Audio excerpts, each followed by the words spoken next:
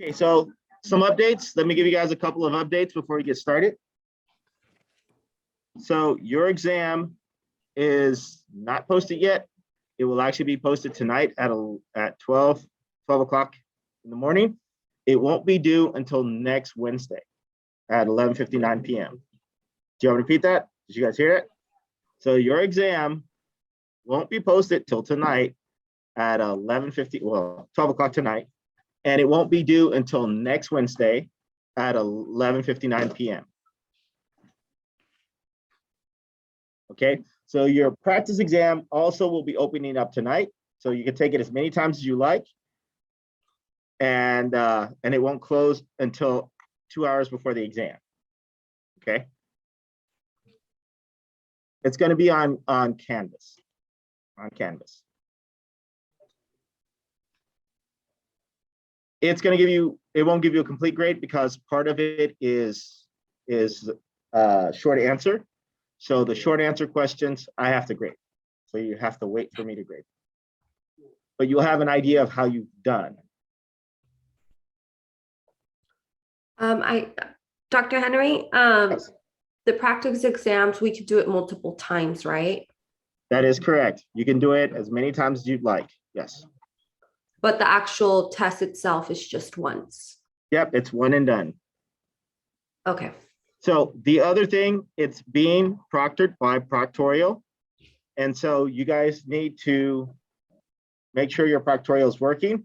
The first thing that you're going to do is update your, and I'll put a video up there just in case you guys need to look at it. I'll be putting a video up there just in case you guys need to look at it. But the first thing that you guys want to do is update your browser. You can only use the Chrome browser. Okay, so you're going to use Chrome. Okay, then you need to download the Proctorial extension, and then it should work. Okay, if you're still having trouble, then I'll have you guys contact Proctorial because they can fix it better than I can. Because remember at the very beginning of the class, I told you I will mess up your computer. Really good at that part. Okay, so the other thing is that you want to make sure you get your exam done. You don't get your exam done, you have a whole week. There's no reason for you not to get it done. And also take your time, find a spot, because some of you guys I know have a very lively household, kind of like mine. So you want to find a spot and a time that is best for you to take an exam, because it picks up noises and things like that, and it will lock you out of the exam if the noises get too loud, or if they see people constantly around you, it'll lock you completely out of the exam. Okay. Is it timed? It is timed. You guys, it's set up so you guys are gonna have roughly 35 questions. Most of them are short, multiple choice questions. There's only a few short answer questions. Now, it should take you an hour to complete. However, I've given you 2 hours to complete it. Okay. Okay.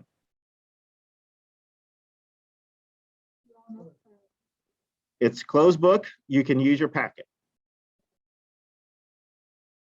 Okay. Do you guys remember which chapter is covering? 2, 3, and 5. That is correct. So there is going to be an extra credit on the material that we're covering today, nomenclature. So there'll be a couple of extra credit points available. At Kulinga and Fireball, there is a Black History event that is happening February 24th. It's at noon, and you guys will have extra credit for attending it. There's also going to be one at Parnell. You guys will also have the opportunity to attend yours as well too for extra credit. You got a question? Yeah. You don't have a question? Okay. Okay, so again, it is online. There will be a link that will take you there. Okay. Okay, any other questions? Good. So let's go ahead and get started. See how much you guys remember from last week. I didn't hear nothing. There better be something. Okay, so let's do a little quick recap.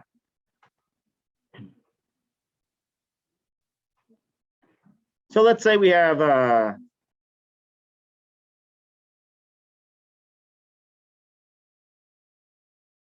this compound.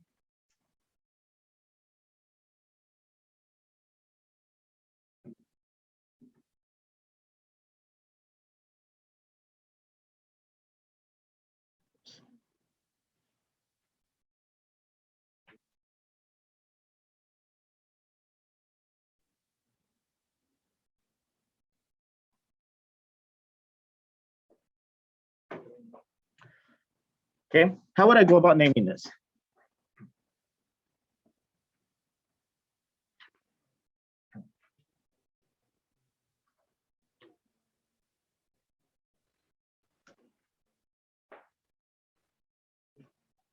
You said you asked naming it? Naming, yes, naming it. Okay. So C is for carbon, Okay, and N is for nitrogen, and the two okay, is di. okay. So then I would call it carbon, nitrogen. Yep. Hepta. Fluoride. Fluoride. Okay, so if you guys recall, when it's covalently bonded, what does covalently bonded mean? They're sharing electrons. Who are going to share electrons? Who is going to share electrons?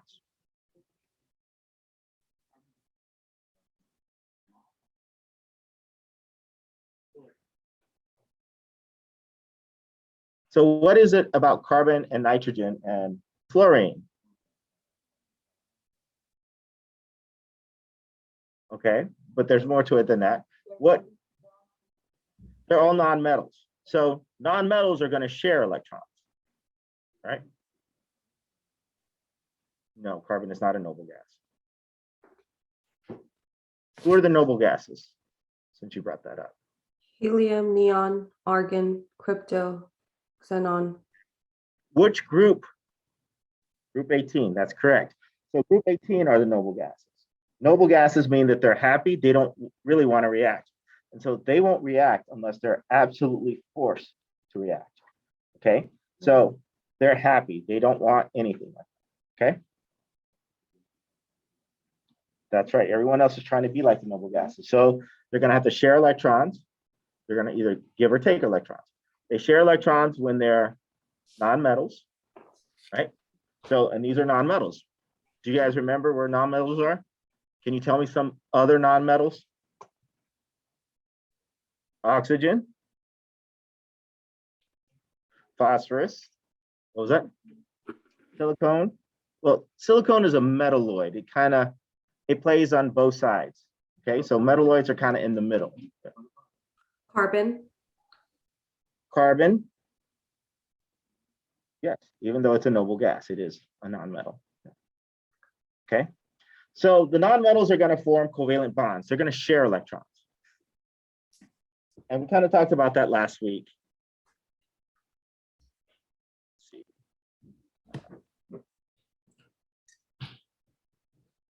Can you guys see my screen at home? Yes. So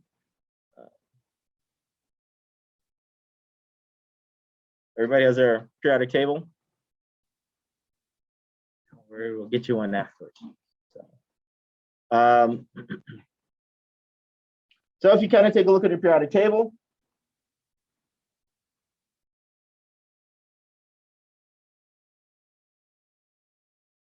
these are your nonmetals. Okay, so these guys are going to form covalent bonds. So when we talk about nomenclature, they're going to use the Greek prefixes. What are the Greek prefixes? For 1, 2, 3, okay, 4, tetra, 5, penta, Okay. So 6 hexa, 7 hepta, 8 octa, 9 nona, 10 deca, 11 undeca, and 12 dodeca. Okay. So if we have a case where we have a single element in the back, we're going to use mono. Otherwise, we really don't use mono, right? Mono is only used for the end of the element. So for instance, this guy is called carbon monoxide. So if we have an element like this,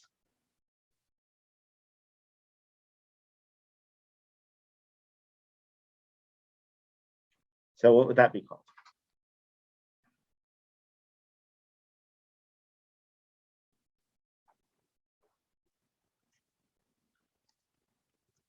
Carbon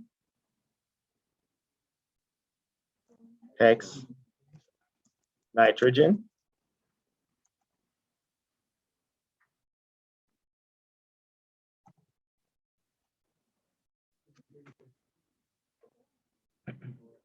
and it would be monochloride, right? Because there's only one. Okay. So the other thing is, you notice the IDE. The IDE tells us that's the end of the compound. That's where it ends. That's it. Okay. Yes, sir. Because that's the front part, right? It's only the end that you use the mono for. Okay. Kind of like up here, we call this guy carbon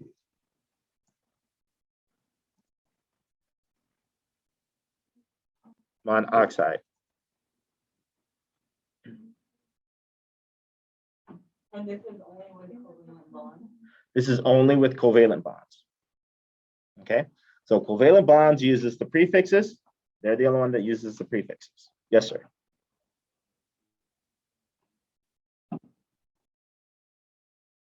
Yes, only at the end you use mono. No, it's only when there's only one at the end. Okay, so if we have this,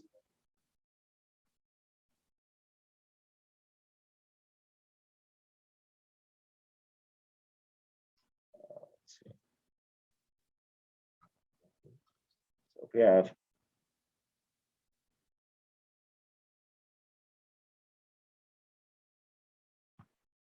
what would we call that?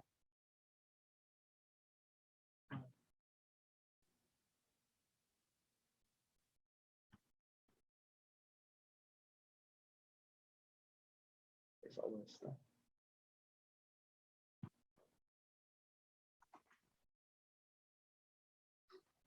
So sulfur, hexa,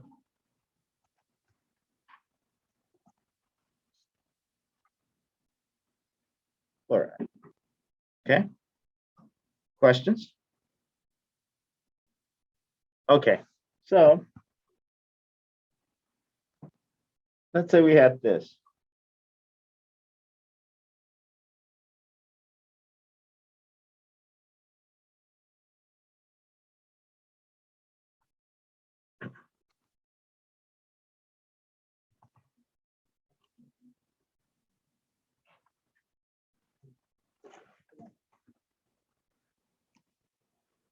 I hear trinitrogen.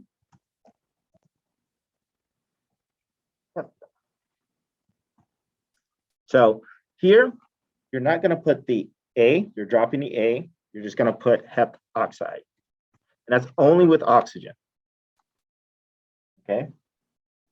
So you're going to drop the A and just put hep oxide. Only with oxygen. Oxygen doesn't like to have a vowel next to it, right? So it's going to drop that. And that's going to be the only one that does that. Iodine will keep it. It will keep it. So like triiodide. Right?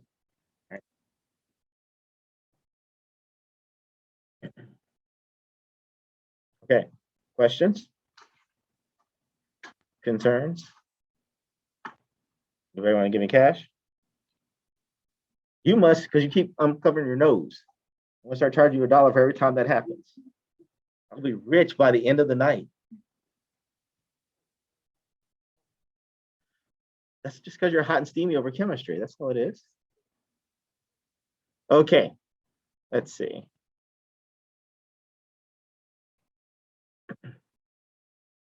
So you want to know your Greek prefixes? We've already gone over this, so I won't go over it again. Okay, so we talked about monoatomic ions. Mono meaning what? One. Atomic, atom, and then ions. We know the difference with ions. What are ions?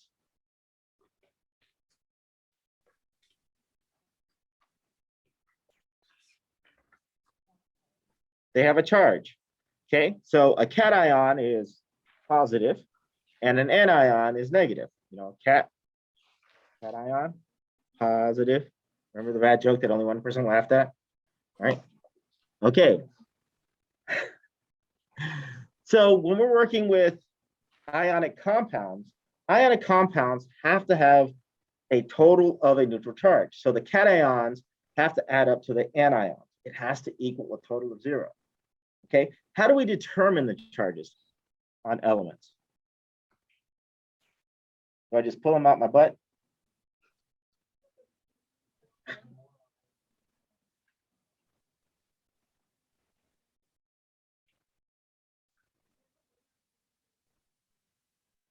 So it depends on whether they're wanting to gain electrons, you know, so that means they're going to be taking electrons or they're going to be giving electrons. So Justin had mentioned it earlier. Everybody wanted to be like who? They want to be like the noble gases. So they want to try to find a way to be like the noble gases. So if they're going to form an ionic compound, their goal is to try to be like the noble gases. So if you look at the periodic table,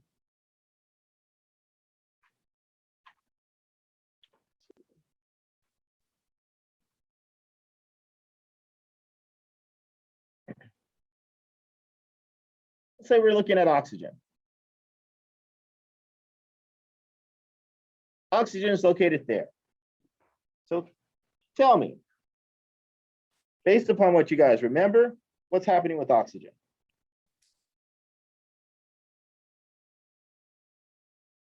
Is it 3? 2.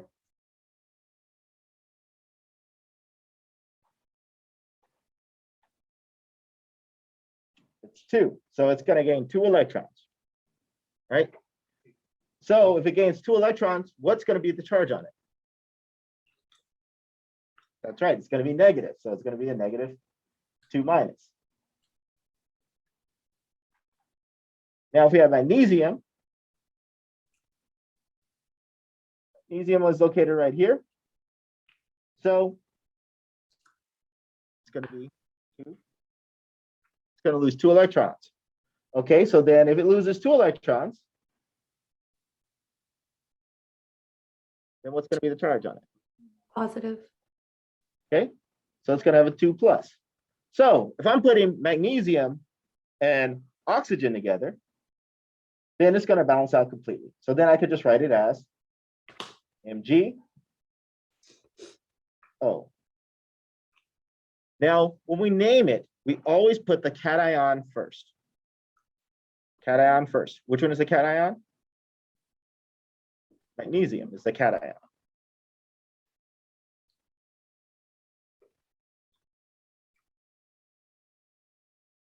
Which is positive, okay? And then the anion is Negative. oxygen. So then what would I write for oxygen? Oxide. Okay, so this compound is called magnesium oxide. Okay, questions?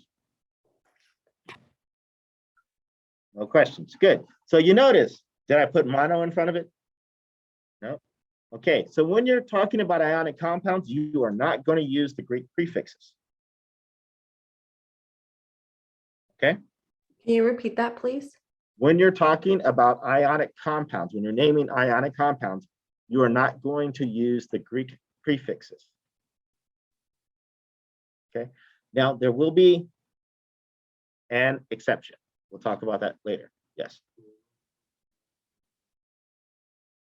That is correct. So we only put mono, those Greek prefixes, on covalent bonds. Okay. So let's give it another shot. Let's say we have,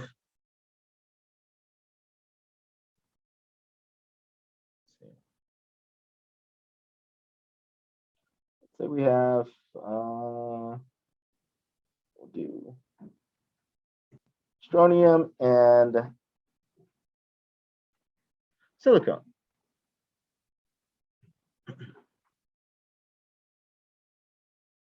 Okay, so what is going to be the charge on strontium?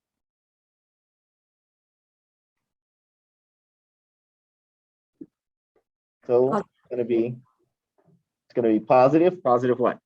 2. So you guys say 2 plus. Okay, what about silicone? -4. You said 4 minus. Okay, so 4 minus.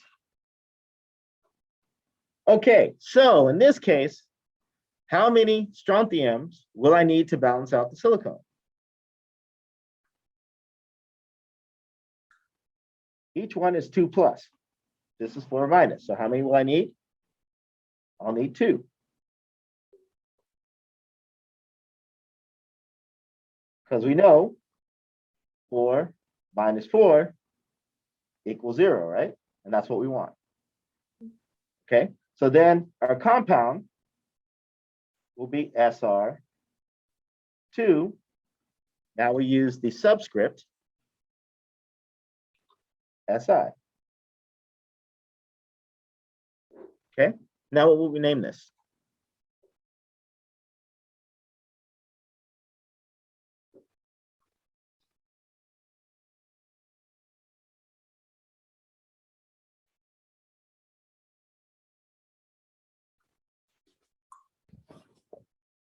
Anyone?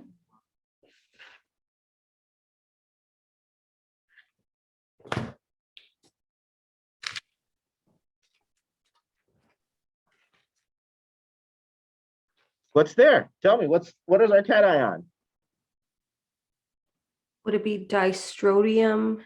Do we use prefixes?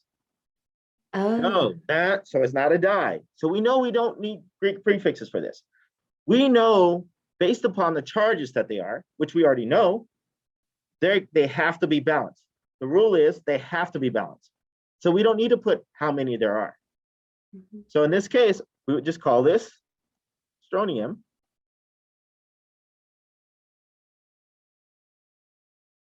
Silicide.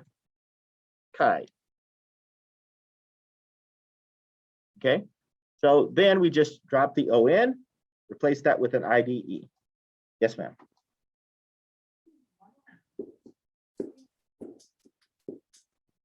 It tells us how many there are, right?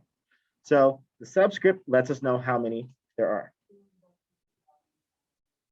The one silicon. Yeah, because we know that it's understood if there's no number there, it's a 1. Right? So it's same thing that we talked about at the very beginning, right? About what that subscript means. It's not going to change. It's still going to mean the same thing.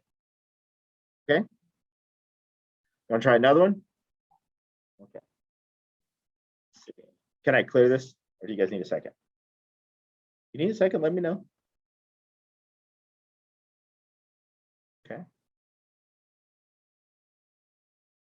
Oh, let's make it challenging. Let's do aluminum and sulfur.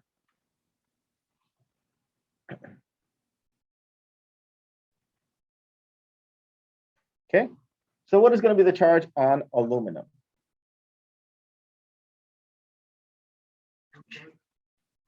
Three plus, that's correct. And how did you get that? So it's right here. And if I go 1, 2, 3, I'll be like neon, right? Okay, so I'm going to lose 3 electrons. Good job. Okay. And sulfur, where's sulfur? So it's -2. Okay. So 3 -2, does that equal 0? Okay, good. So we know that doesn't equal 0. So we need to sit there and balance it out. How am I going to balance it out? How many aluminum am I going to need? How many sulfur am I going to need? You said 2? I'm going to need 2 aluminums.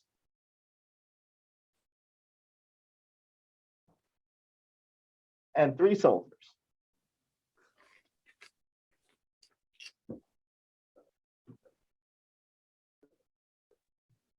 Okay, so then my compound is written as Al what? 3. Al3, Oh, are you sure? 2. Al2, and then S3. Now you'll notice, do you see any charges on there? We don't put any charges there because it's balanced. It equals a total of 0, okay? So what would be the name? Aluminum sulfide, that's correct. Good job.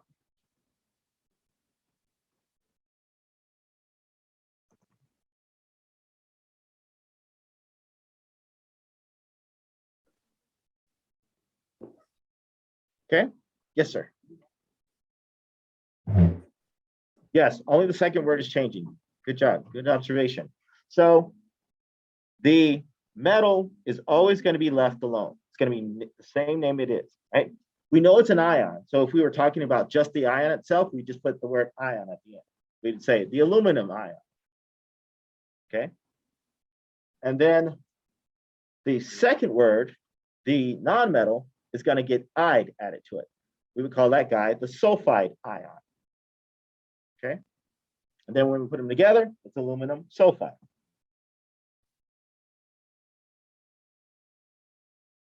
Okay. Questions? No questions?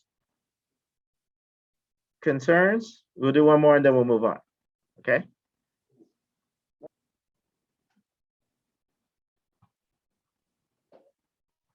Bless you.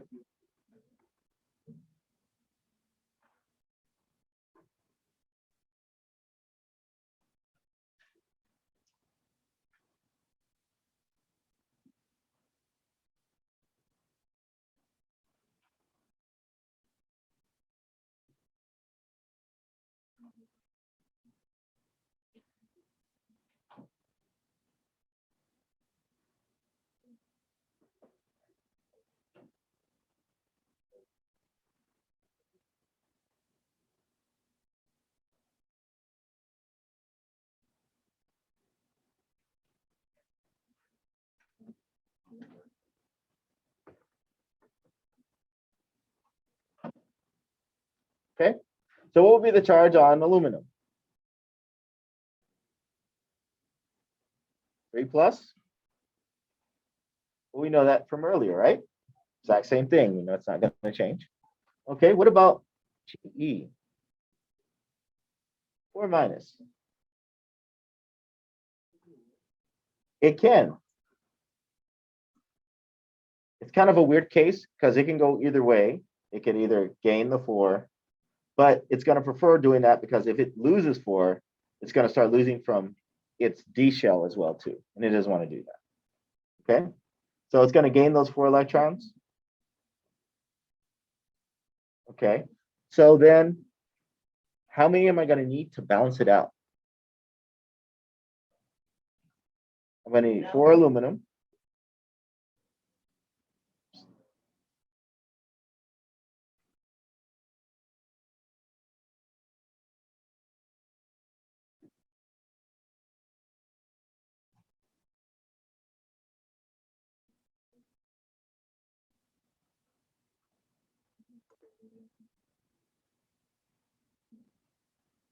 And 3 germanium.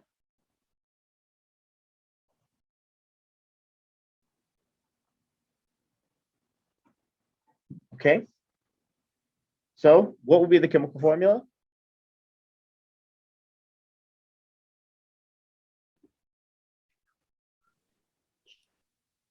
Al4Ge3.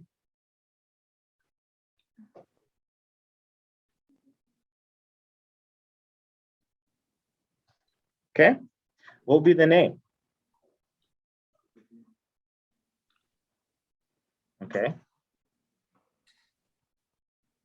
Aluminum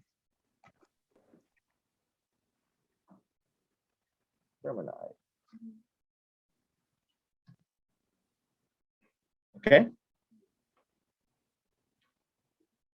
Question.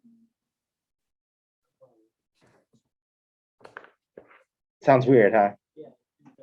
Yeah. Why do you have four aluminum and Okay. What is the charge on each of the aluminums? Okay. So 3 times 4? 12? 12. Okay. And then what is the sum of these? 4 times 3? 12. So it's minus 12. So 12 minus 12? 0. It always has to add up to 0. Okay. So I'll need 3 aluminum. I need 4 aluminums to add up to 3 germanides.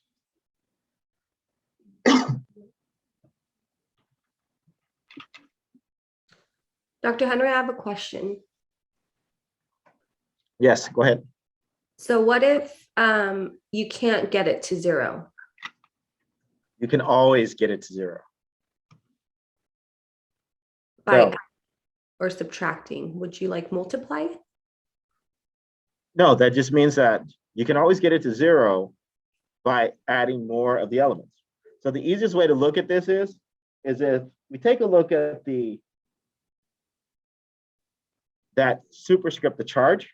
We take a look at the charge, look at the number on the charge. If it's 3 and this guy is 4, all we need to do is cross multiply. We'll have 4 aluminums and 3 germides. Yeah, germanides. It is a really weird word. Okay, so you're going to always be able to get there, right? So, but if they're multiples of each other, let's say this guy is, let me give you an example. Can I go ahead and clear this? Let's say we have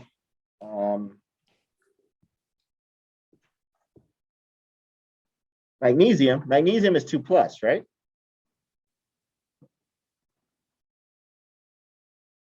And fluorine or fluoride would be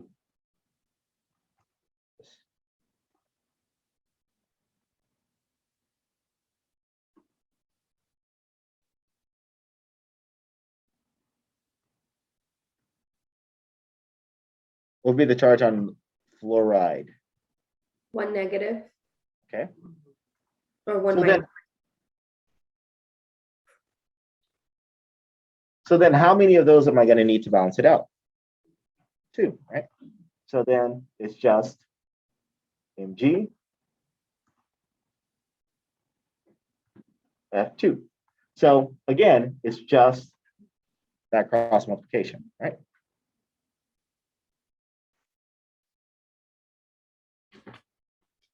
Questions? So are you guys good so far? Okay. Okay, let's see if we can make it a little bit harder.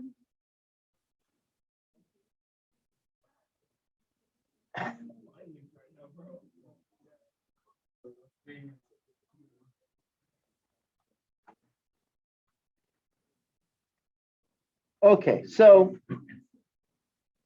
we have transitional metals, we have lactanoids, we have actinoids, we have post-transitional metals.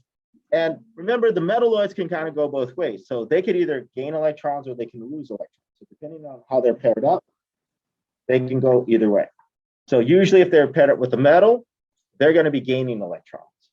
If they're paired up with a non-metal, they're going to be losing electrons. Okay.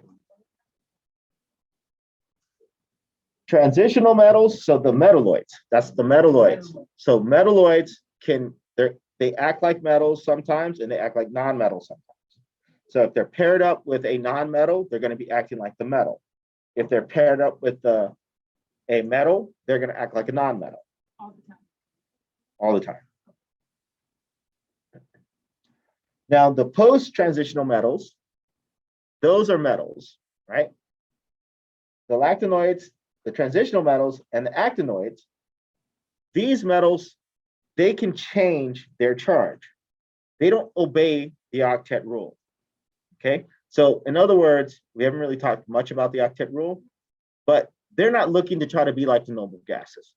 They're on their own wavelength. You guys have friends that are just like, they're a little out there, you know, and they just kind of beat to their own drum. Okay, yeah, we know Wilson, right? Everybody knows Wilson. Okay, so so they're kind of like that. They kind of beat to their own drum.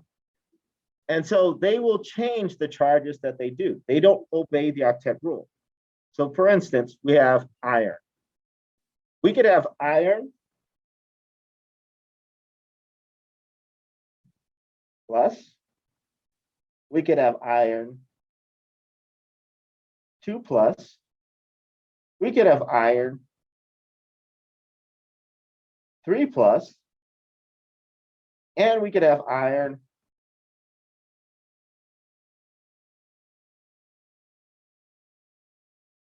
4 plus. And occasionally we'll have iron 6 plus.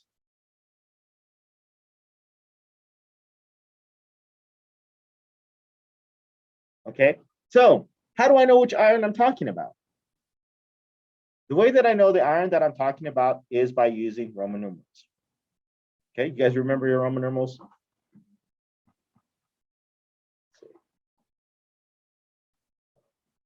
I1, II2, II3,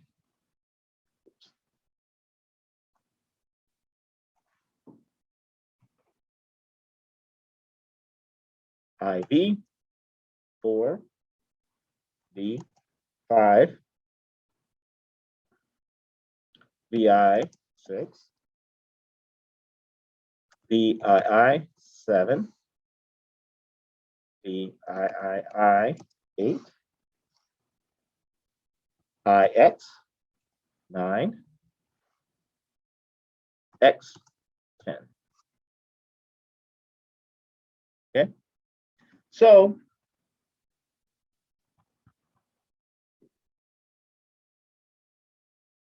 this ion, this first one, is called iron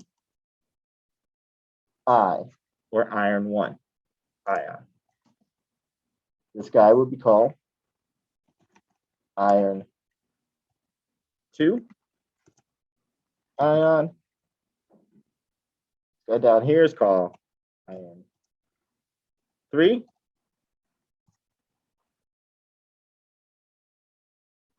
ion. This is iron 4.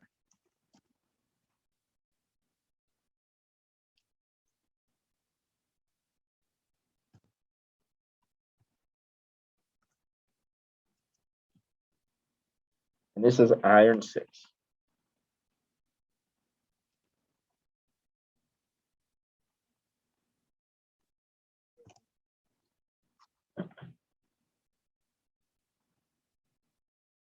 Okay.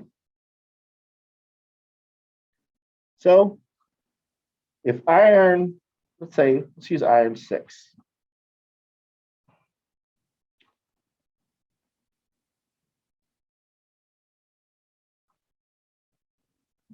So if iron 6 is going to be reacting with oxygen, what is the charge on the oxygen again?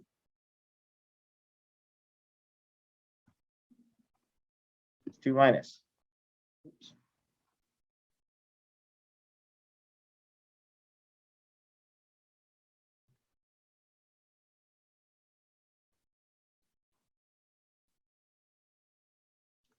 How many oxygens am I going to need to balance it out?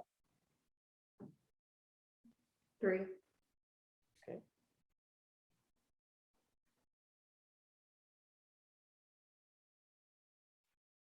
So the chemical formula would be FeO3.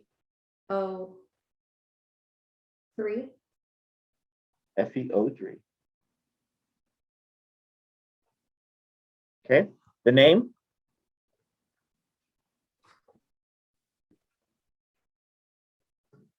Iron oxide. Nope, we have to use the Roman numeral. 'Cause if you just say, Trioxide. nope, not trioxide. Iron 6. Oxide. Okay, so we don't want to use the prefixes. Prefixes are the stuff that we put in front of it, right? So we want to use the Roman numerals. Okay. Oops, sorry. Misspell it. Too many letters there. Okay. So iron 6 oxide. Okay. So the Roman numeral tells us the charge on the ion. Okay. You guys got that? Okay, so let's say we have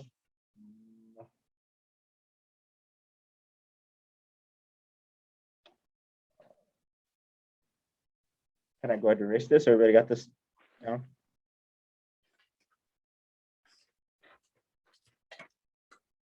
Let's say we have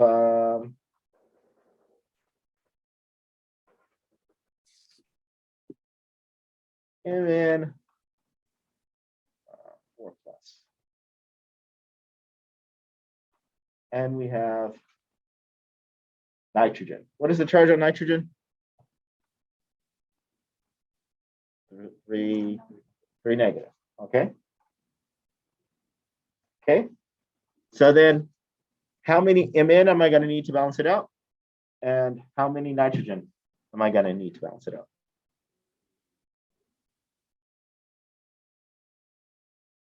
So you said 3 Mn's.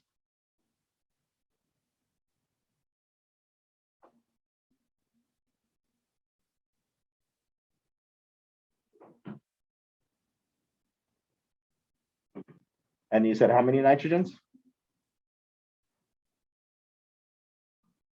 I'll need 4.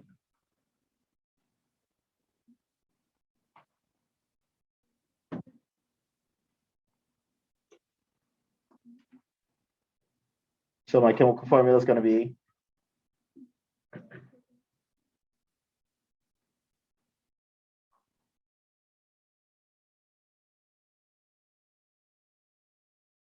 chemical formula. Mn3 and 4. Mn3 and 4. Okay.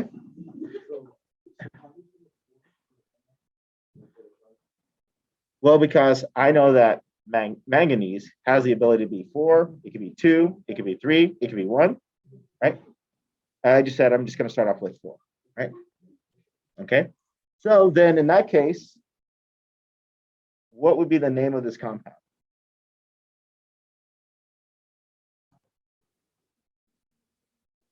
Manganese.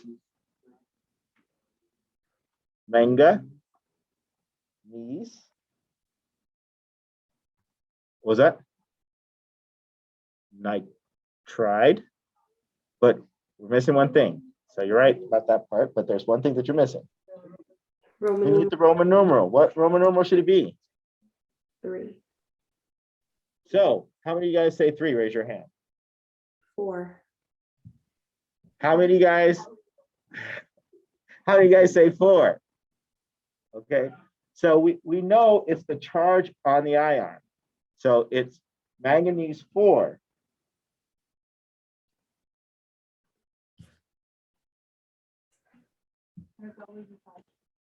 It's always the charge. Yeah. So whether you have 20 of them, it's always going to be a +4 charge. You're telling them the charge. You know, it's the charge that it is. Okay, so the Roman numeral is always going to be the charge, regardless. So you could have 18 manganese 4s. It's still going to be manganese 4. Okay, yes.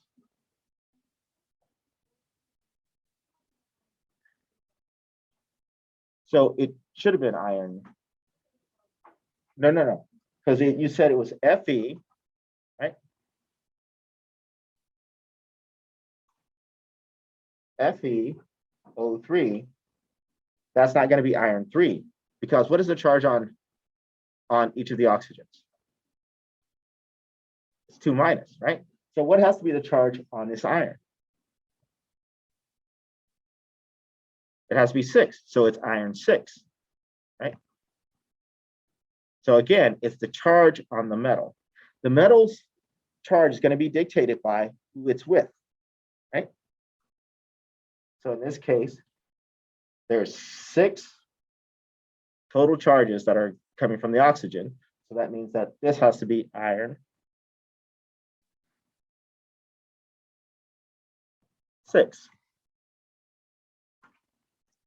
That's that. Okay. It's not a good spot, is it?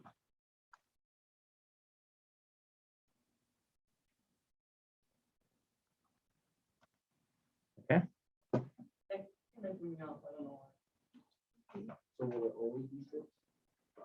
No, it just depends on who it's with, right?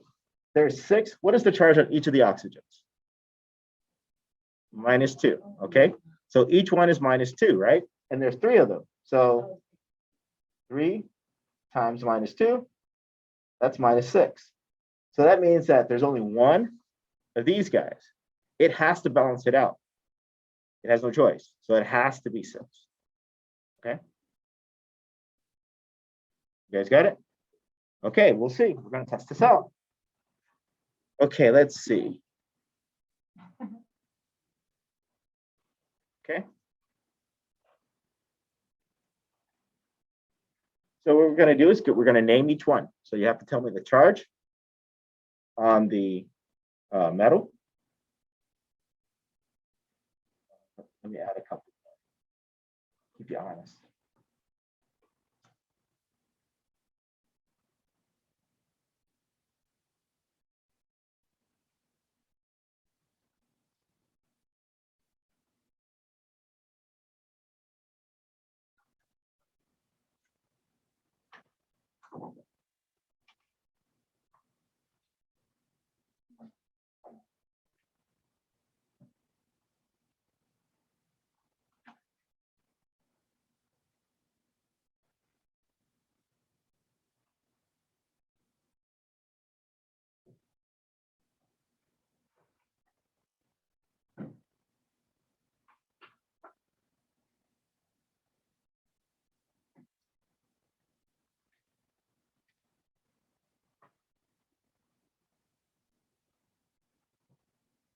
Okay, so the first one, top here.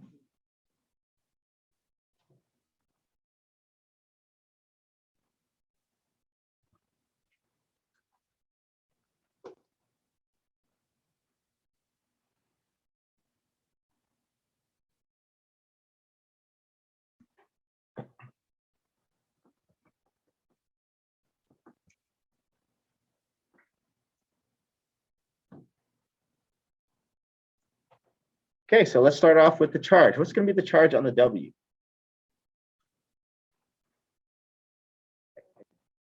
Four plus. How did you get 4 plus?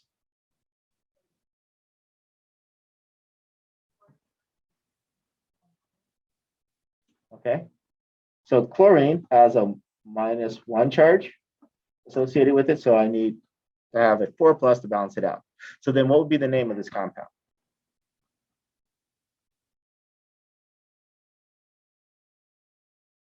Tungsten. Tungsten 4.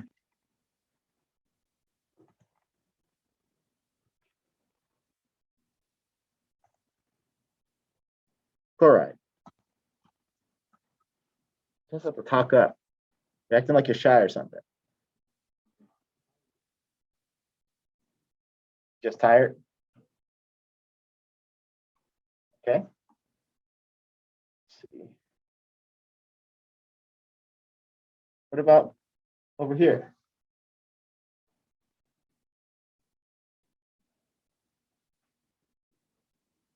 Okay.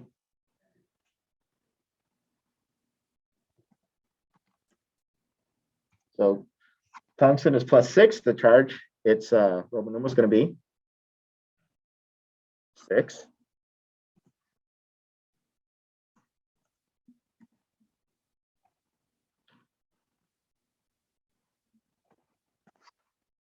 Okay. Good job.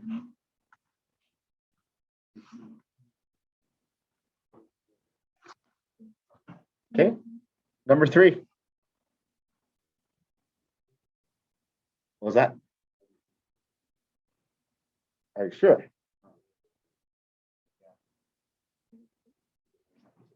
Say it again. What did you say? No, don't say nothing. You got to speak up because I thought you said 2. Did you say 2? 2 is correct because we know magnesium is always going to be 2.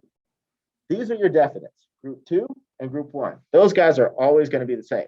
This guy's always going to be +2. These groups, one's here. These guys are always going to be +1. Okay. So the name of this guy would be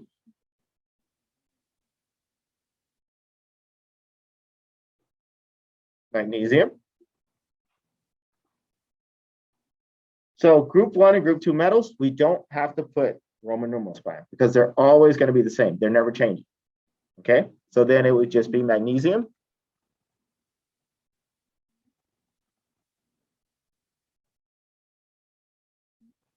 Phosphide. That's right. Phosphide. That's right.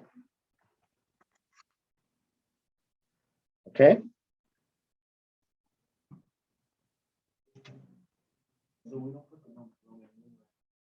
That's right.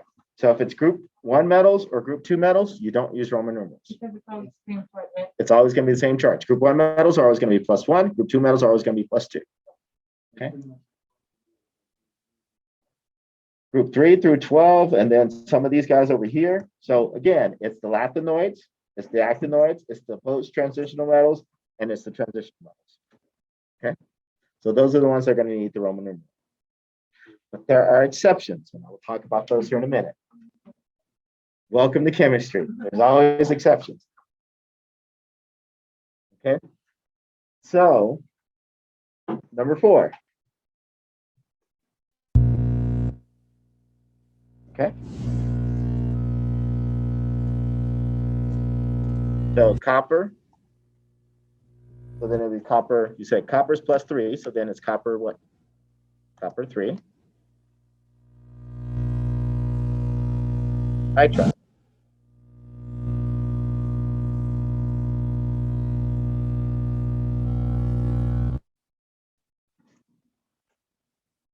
Okay. And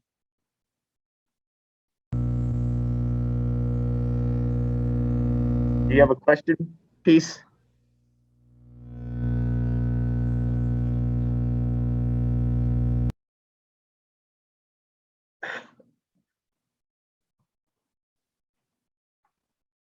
Okay, and the 5th one.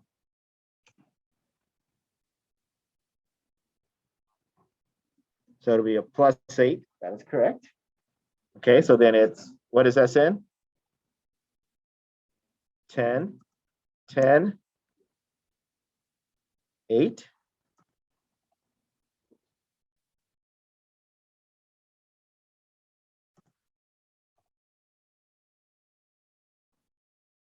Oxide.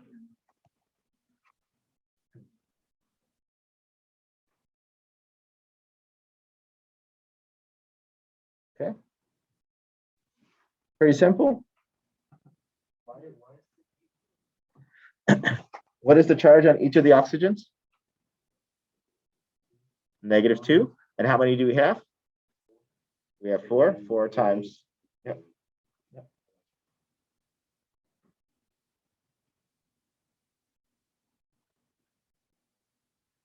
Okay. Got it so far? I'm just looking at everyone. I looked at you. I look, looking at everyone.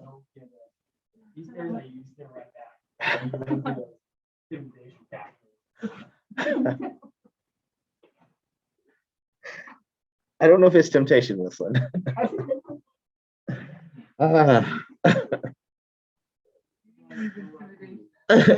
think he meant intimidation, yes, not temptation. I don't know though, but I think Wilson is a little sweet, but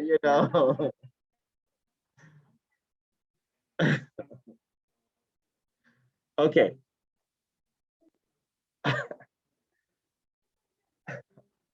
Okay, so let's add another layer, right? So in chemistry, sometimes we have ionic compounds that are really hard to dissolve. And so since that's the case, and sometimes you have ionic compounds that just collect moisture, right? So those compounds, if they collect moisture, they're collecting water, right? So when you guys drink water or when you're thirsty and you drink water, you say you're hydrated, right? So that's going to be the same thing that happens with chemical compounds. They're going to be hydrated. So if we add water to them, they're hydrated. So let's say we have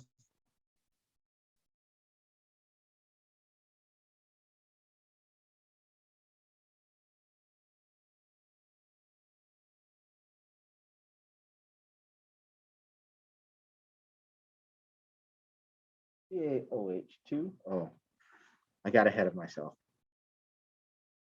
Let me take a step back, one step back. Really got ahead of myself. What we'll do, let's do BaCl2.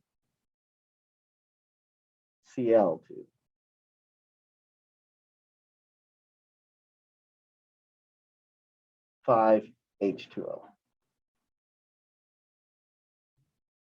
Okay, so this just basically means that we've added 5 waters to this compound. Okay, and literally the waters are just kind of surrounding the compound to make it easier for the compound to dissolve.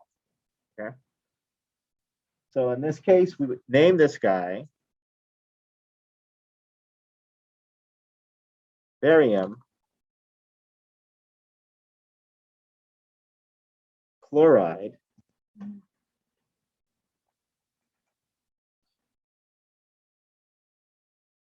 and then we use the Greek prefixes and say hydrate. So penta hydrate.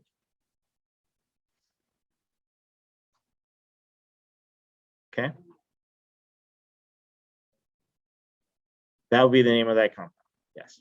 So that times mark, that big dot, and then the number, that tells us, we say penta because it's water, 5 waters.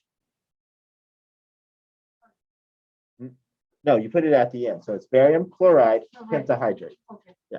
Put the penta, right? Yes, you put the penta because that's a prefix. Yeah. Okay. So if I have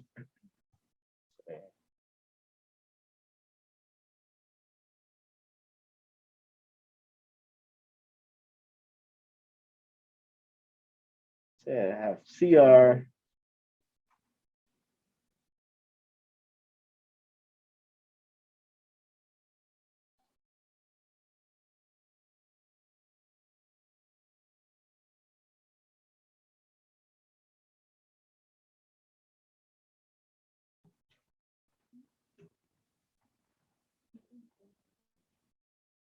okay, what would be the name of that?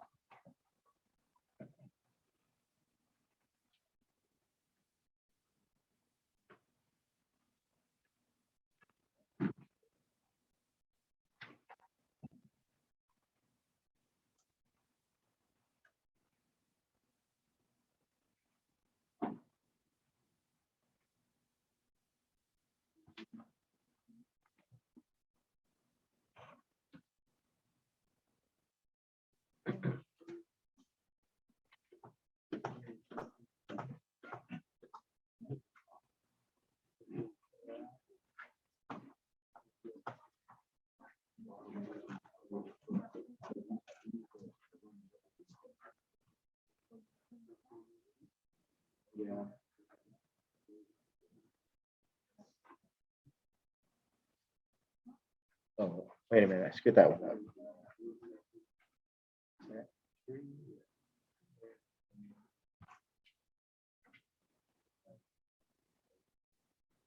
Hold on, my math is bad here. Screwed that one up.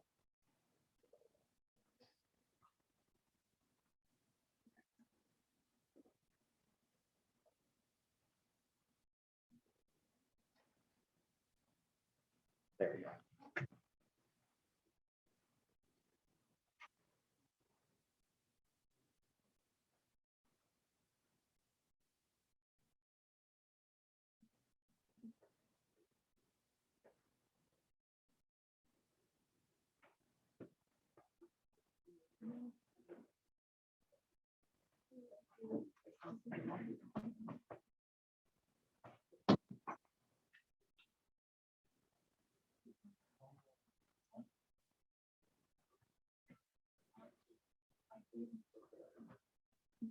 Are you sure? There's one thing you're missing. You're close though. So it started out as chromium. That's correct. Where is chromium located? Is it a group 1 metal? Is it a group 2 metal? Or is it a transitional metal? Chromium 2.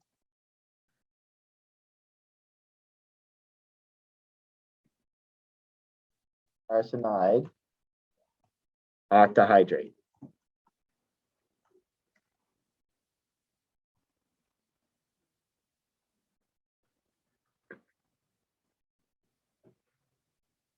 Okay, so why do I have to use the Roman numeral 2?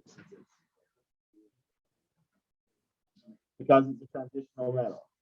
I have to let you guys know what one we're talking about. That's determined by who you care about. That's why it didn't work out at first, because we had a half, it didn't, the numbers didn't quite work out. It was 9 and 2, didn't quite work out. It would, you can't have a half of a charge, yeah.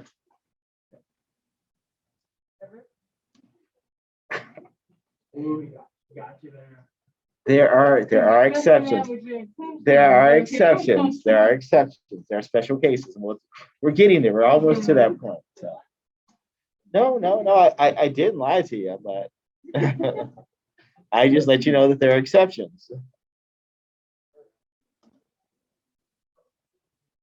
Okay, you'll feel it more in a minute, so don't worry about it.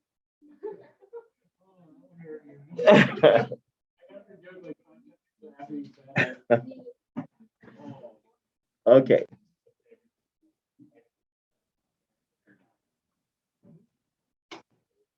Okay, so hydrates are pretty easy, right? Okay, so in science, sometimes we have to get rid of water, right? So let's say, and it usually is, I'll tell you when we typically have to do that, is when we're poor and we have hydrates in our cabinet. So then what we'll do is we'll boil off the water.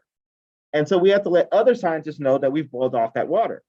The way that we do that is we use the term anhydrous.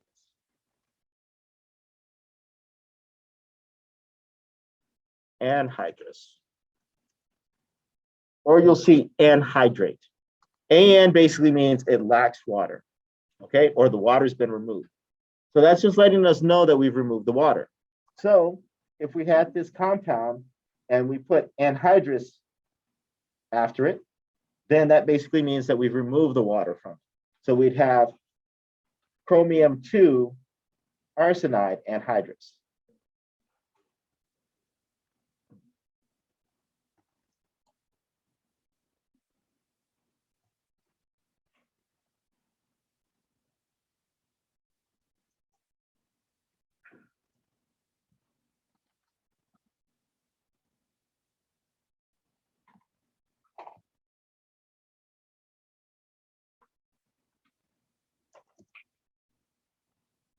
Okay, and so the chemical formula for that would just be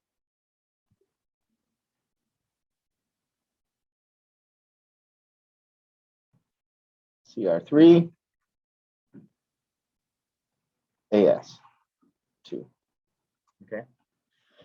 Now, this is important because there are certain things that will react with water. So you're letting somebody know if they use that compound that you've removed that water.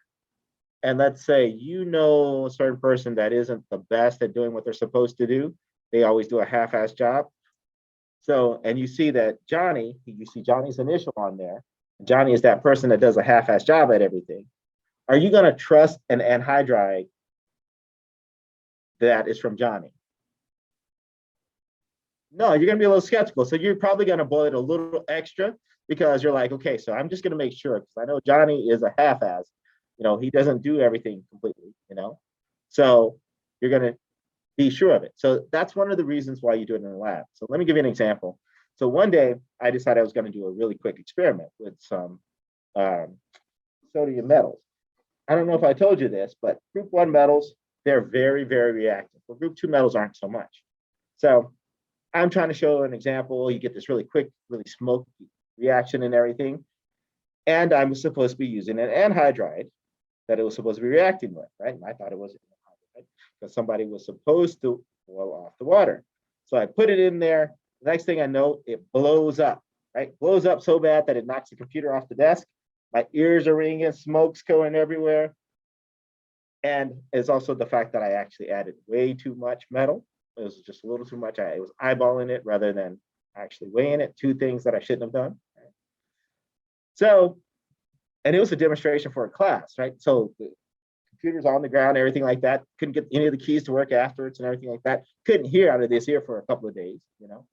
So, but that's a result of me not, or say, me trusting somebody had boiled off the water because it takes just a little bit of moisture to cause the reaction to happen. And that's all it took. Yeah. Okay, questions, concerns, Cash? Simple, right? Not too bad? Okay, good. Let's go back to the lecture.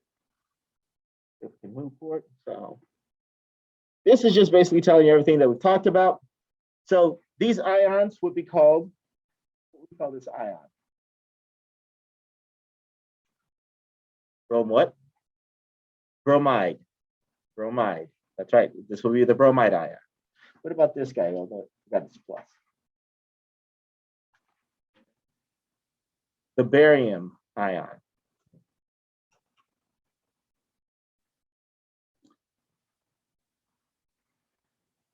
Okay, so if I was talking about the potassium ion, what would I write?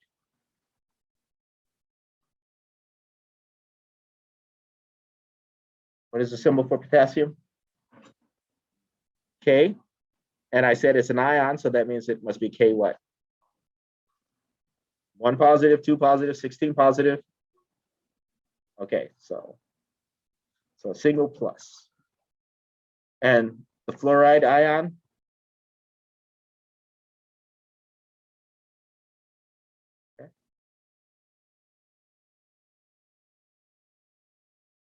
Okay.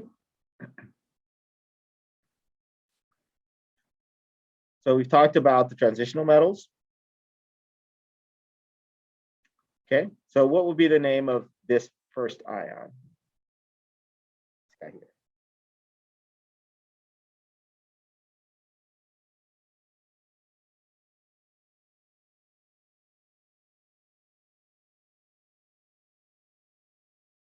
I heard somebody say Mn. What is Mn? Manganese. Manganese. Manganese 2, that is correct. And then this ion?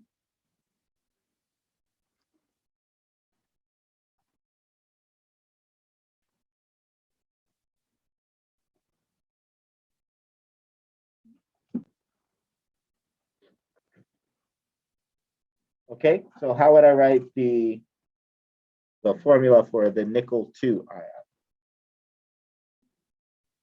Nickel 2 plus. Right. Symbol for nickel? What is the symbol for nickel? Ni. Ni 2 plus. And for nickel 3 plus, nickel 3 ion? Ni 3 plus. Okay. And what would be called as whether Mn2 or Mn3 or Or depends. Yeah, they're going to be, well, it depends on who it pairs up with, right? If it's with someone, it's going to have a certain charge associated. Okay. If it's not with someone, you're going to be told what it is. Okay. But if it's not, then we just don't know. That's right. Okay. Okay, so we have the polyatomic ions. So if you guys look on your sheet, you have your handouts. So if you flip through it, you have a polyatomic ion table. Right? Pull that out. You guys see this table? You guys got this table?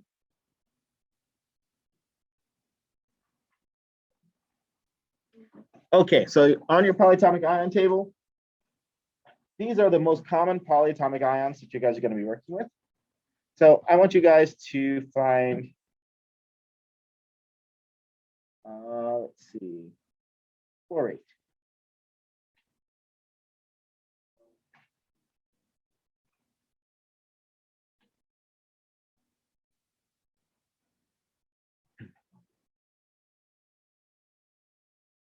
Okay. What is the chemical formula for chlorate?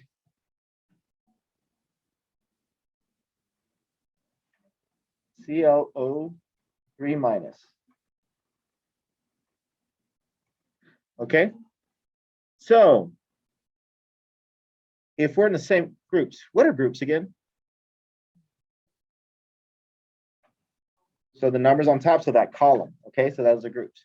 So what is the rule about things that are in the same group? What did I say about them? Or did I say anything about them? I don't remember. So if an element is in the same group, they're going to behave the same. We're going to, in most cases, behave the same way, right? So we have the halogens, group 17. Group 17 are the halogens. Would you agree? Yeah, okay. So halogens are all going to behave the same way. So when we're talking about nomenclature, they're going to behave the same way. So these guys are called polyatomic ions. Poly meaning what? Multiple. More than one atom, right? So these are more than one atom ions. So what happens here is that this chlorine is covalently bonded to 3 oxygens. Okay, so I'll say it again. This chlorine is covalently bonded to 3 oxygens. Altogether, it has a negative charge. What is the charge on chlorine by itself? It's negative, right? Okay, so this here is called an oxy anion. Anion. Okay. Why do you think it's called an oxy anion? Okay, it's negatively charged. Why is it called an oxy anion? Because it's bonded to oxygen. That is correct. So when we name this guy starts off the 8. So 8 is going to typically be your starting point. Okay. Notice ATE. So this stands for having oxygen present. ATE means that you have oxygen present. Rather than this guy is called, what is this guy called? CO minus, chloride.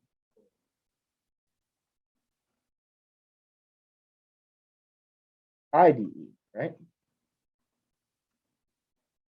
ATE has oxygen present. IDE doesn't, okay? Now there's this rule that if we lose one oxygen, we get ClO2. It's still negatively charged. This guy is called chlorite. ITE. If we lose one more oxygen, this guy is called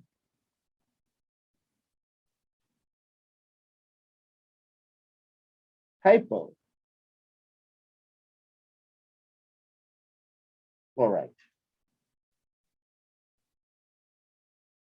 Hypo meaning under, So under chlorite, okay, because it's lost one additional oxygen. So ClO minus hypochlorite. Okay, if we come back up here and we go to ClO4 minus, this guy is called perchlorate.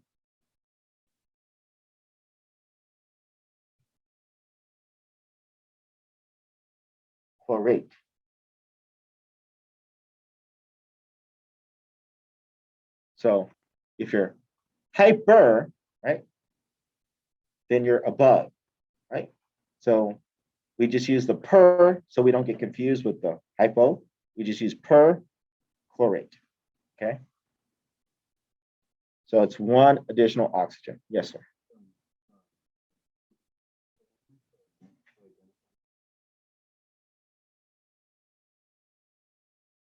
Yes.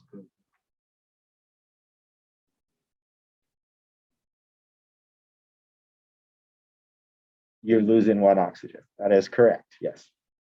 Okay. So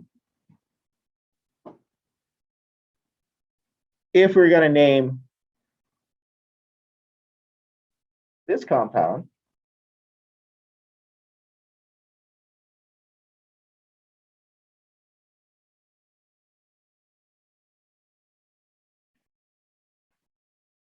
what do you think its name is going to be? That's a T. ATO3 minus.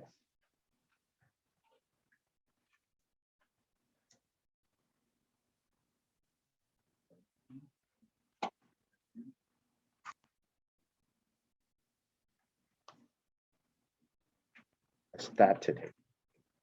Okay. So if I wanted to draw the chemical formula for hypo,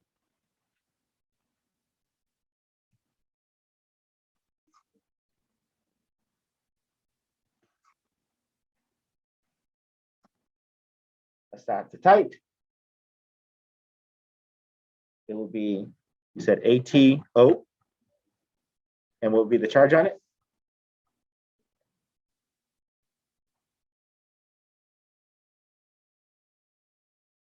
So things that are in the same group are going to behave the same way. Now, there are exceptions. Your exception is going to be nitrogen. Nitrogen is kind of an oddball, okay? And you're going to find out this is common throughout chemistry. Nitrogen does its little own thing every once in a while. It's going to be the exception to a lot of rules, okay? But if you have phosphorus, phosphorus is going to be, or phosphate, PO4, 3 minus. So if we go to arsenate, it's going to be ArO4, 3 minus, because it's going to act just like the phosphorus. Okay. So this guy is called phosphate.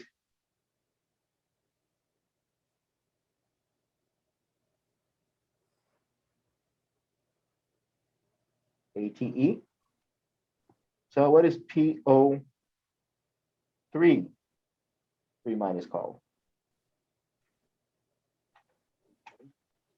Phosphites. Phosphite. Phosphites. Let me type that.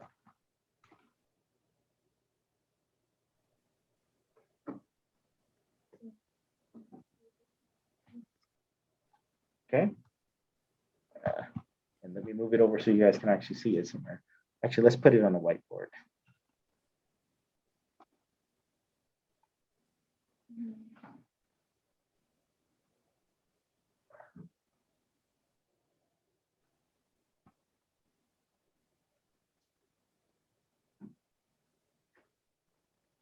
Okay, so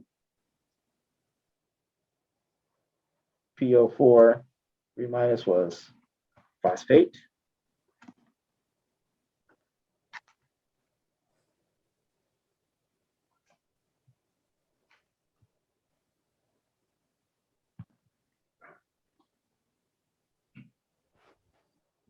PO3 3 minus was phosphite.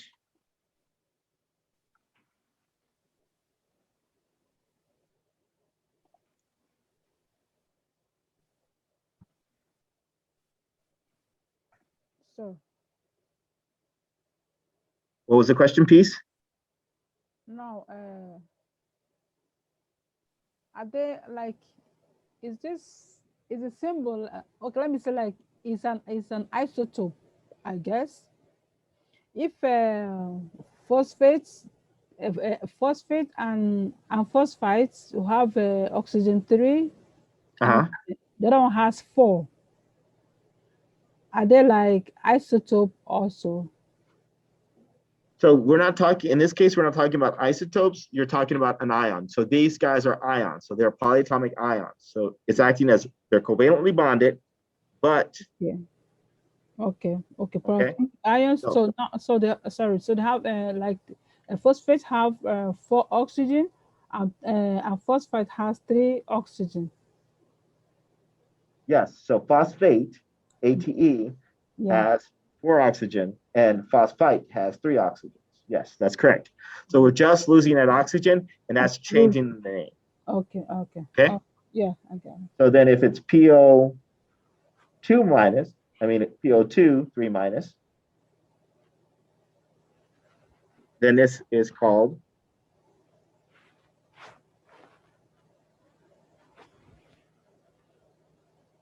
PO2 minus. lower than phosphate. So then if it's lower than it's lower than phosphite, then it's called hypo. Hypo. Okay.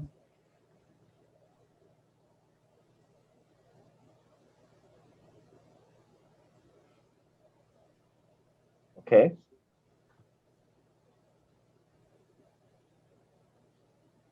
And then if it's PO5 3 minus,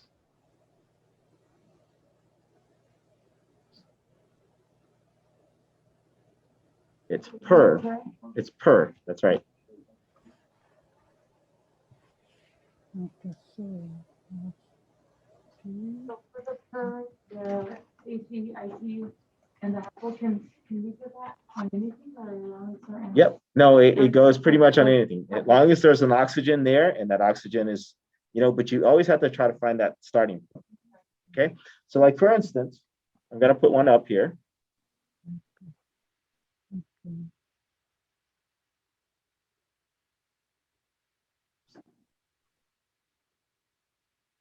That's a 2.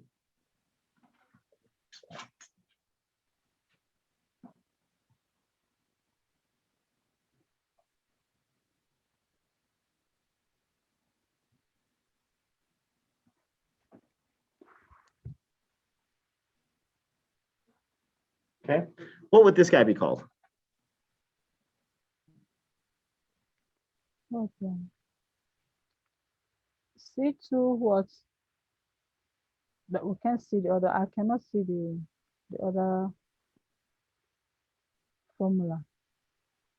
Do you have your polyatomic ion table? Yes. So open up your polyatomic ion table. Yes. So C. Okay. Oxalate, is it oxalate? Okay, what is the chemical formula for oxalate? Tell me what oxalate looks like. Oxalate is C2. Okay. 0,4 subscript 2 minus Okay, negative. so this is oxalate, right? Yeah. So then this must be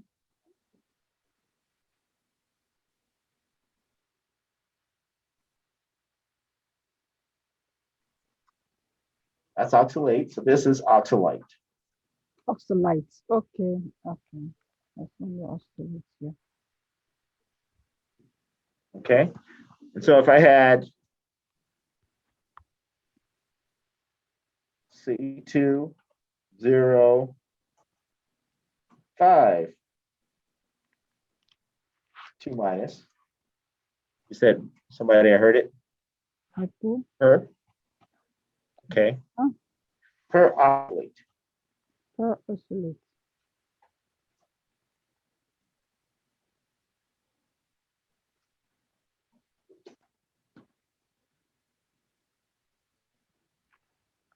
Okay. Yes, you were checking or you were checking. Okay, simple, not too bad. Yeah, what if it's like 52 or like 6? What if it's like 5, what if it's 6? Then would that take the So the term? that wouldn't be a stable compound. Okay. No, it doesn't go above. Right. Okay. Versus so it's that it exists, but it doesn't exist for that moment. You'd have to go to organic. Different. It only goes up there. Well, in this situation, yeah. So it varies. It depends. Let's say you started out at 5 zeros and that was your 8. Okay. If it started with 5 O's and that was your 8, then you can go up to 1 more. Okay, and then the lower would be like I guess.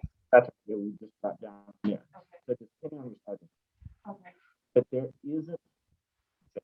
Knock on wood, because as soon as I say that, as far as I know, there isn't a oxygen ion that has that starts off with 5 at 8. There isn't. Okay.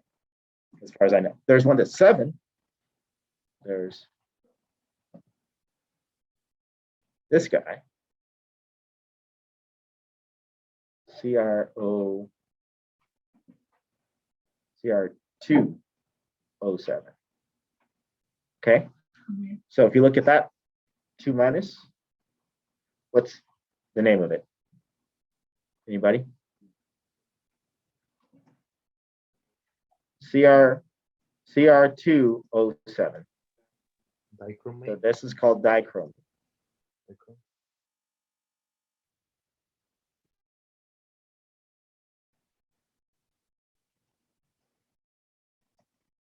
So then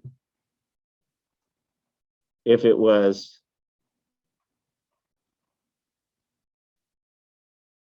CR2O8, 2 minus, then it would be per. So per dichromate.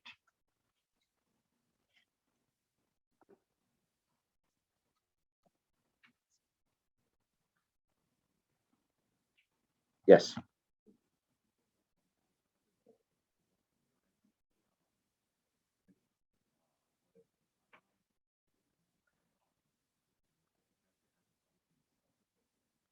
Well, no. Let me kind of explain. So there's organic. So there's a point where you start talking about organic. When you start having a large amount of carbons, then you fall into the organic round, right?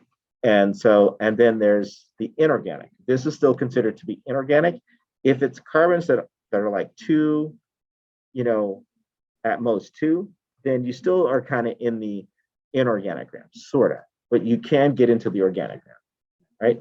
And so there's a bit of different nomenclature that we use for organic, right? And we'll talk about that. We won't talk about it much, but we will talk about it later on.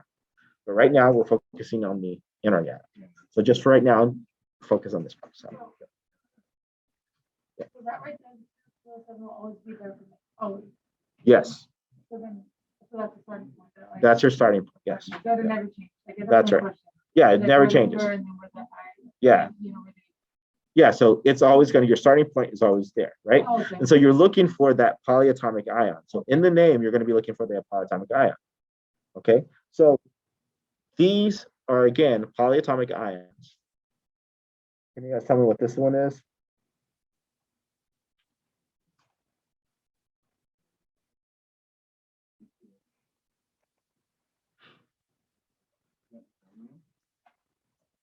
Ammonium, that's right. Okay, so this is ammonium. Yes, it has an H plus, exactly. Another proton, that's right. That is correct. Okay, so that is the ammonium ion.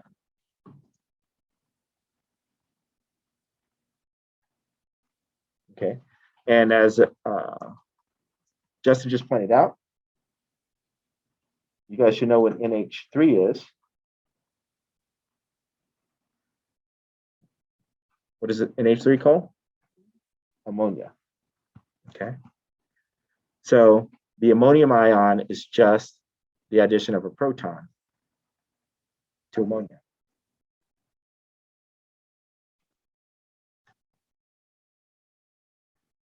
Okay. Okay, so how are we going to use this? Can I change the page?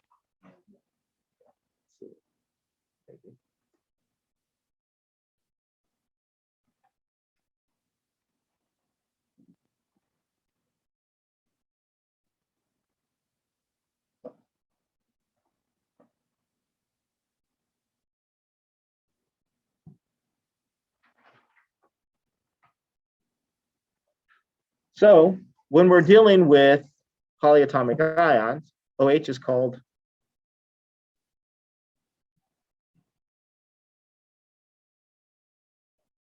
hydroxide. Okay, so if we have multiple of the ions, we have to put in parentheses. So we would call this guy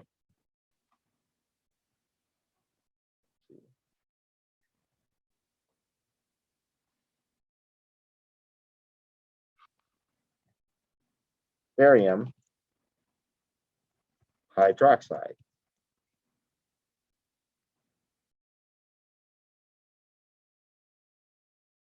Okay, so hydroxide has what charge associated with it? It has a negative charge associated with it, right? So then I'll need how many to balance out barium?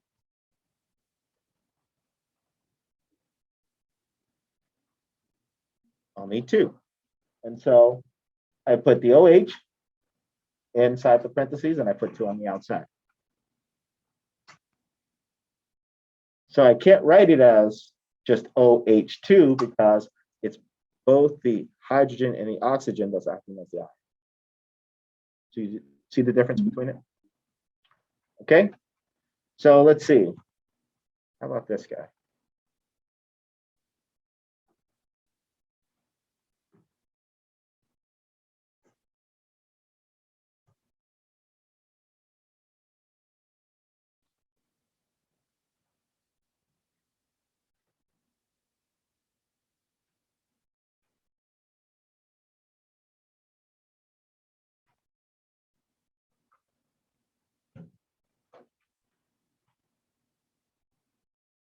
Okay, what would this guy be called?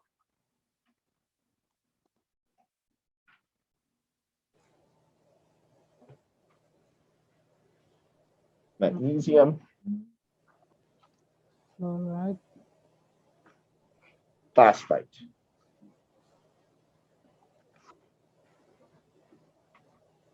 Okay, I cannot see what's. what was that piece?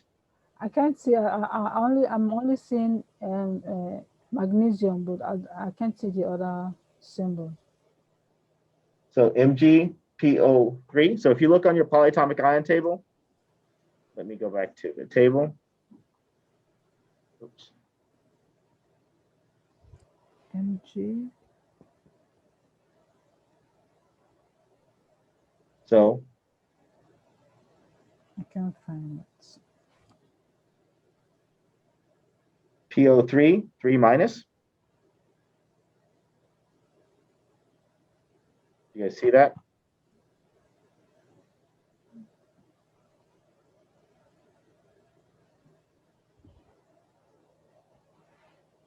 Okay, so that's phosphite. So if I have, what was it? Mg 3, subscript 3. 3, G. PO4, PO3,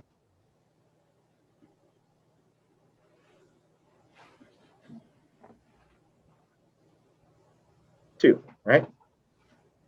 So the charge on this, on the PO3, which you can't see, is a 3 minus, right? So altogether, this guy is 3 minus. It has to balance out the same way. So if I have 2 of those, that's going to give me 6 minus, and then I need 3 magnesiums to balance it out because each magnesium is 2 plus. Yeah. Right? 2, yeah. That's right. Yeah. Okay. Yes. So what if you have, let's say,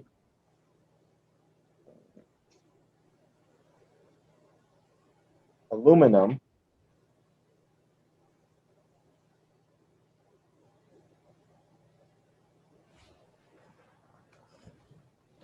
so,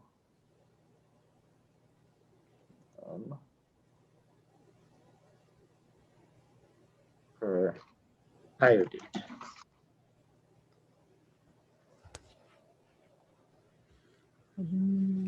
Okay, what is iodate going to look like? Iodate. Okay. Iodate is IO3 negative. So per iodate would be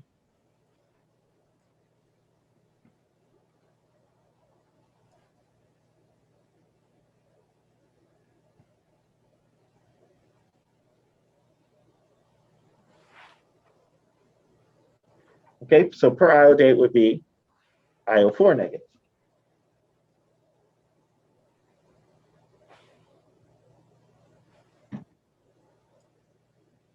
So aluminum, what is the charge on aluminum?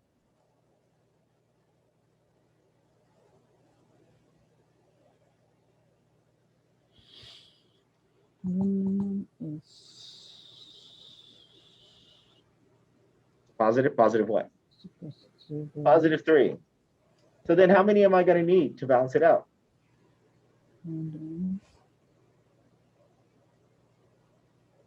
Are you sure? So you're telling me. Now, what was the charge on each one?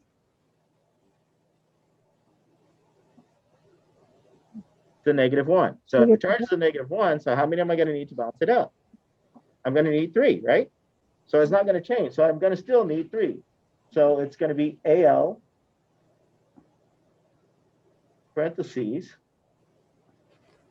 IO4 close parentheses 3. And the close parentheses is it balancing it out, right? That's right, because there's a charge. Each one is a -1 charge, right? So I'll need 3 of those to balance. Okay.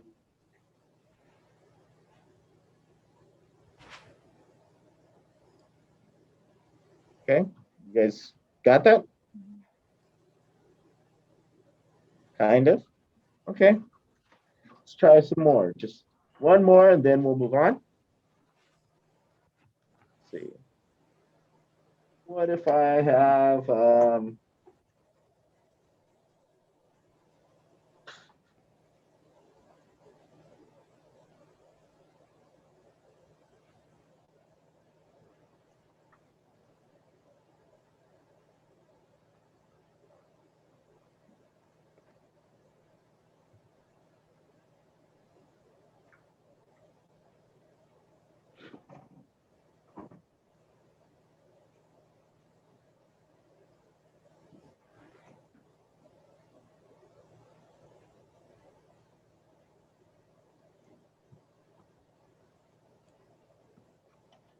copper 6 per sulfate?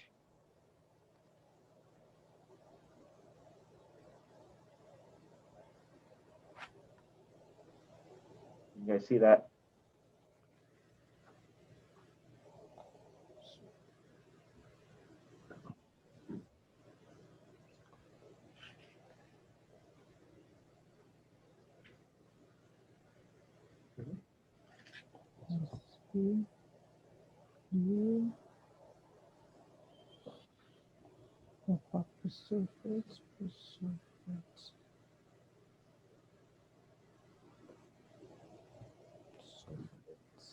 Yes, so let me see. G S O S O 4 -2 negative. Okay, so per sulfate, what is that going to look like? I mean sulfate SO. So per sulfate is going to be SO5. SO And then what's going to be the charge on it? 2 negative. 2 negative. Okay. Okay, so that's going to be per sulfate. Now, it's copper 6. What does that mean? Okay, so symbol for copper, Cu. Cu, and it has a Yes. 6 plus, right? So then how many am I going to need to balance it out? And then SO. You said 3? 3. So we're going to need 3 sulfates to balance it out. So SO.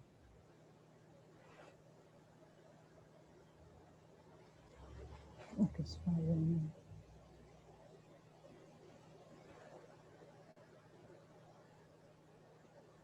Okay, so then my chemical formula is going to be Cu, SO. parentheses, SO. SO5, 2 negative. and 3, 3. a 3 subscript. Okay, No, I don't get it. you don't get it? Yeah. Okay, what is the charge on the sulfate, on the first sulfate? It's a negative 2, negative 2, negative 2, negative 2. What is the charge on the copper? Copper. 6. 6. So that's a 6 charge on it. So 6 minus 2 minus 2 minus 2. What does that equal? 0. 0. So then that gives us a balance. So that means that the parentheses tells us how many of those we have, right? So we have 3 of them.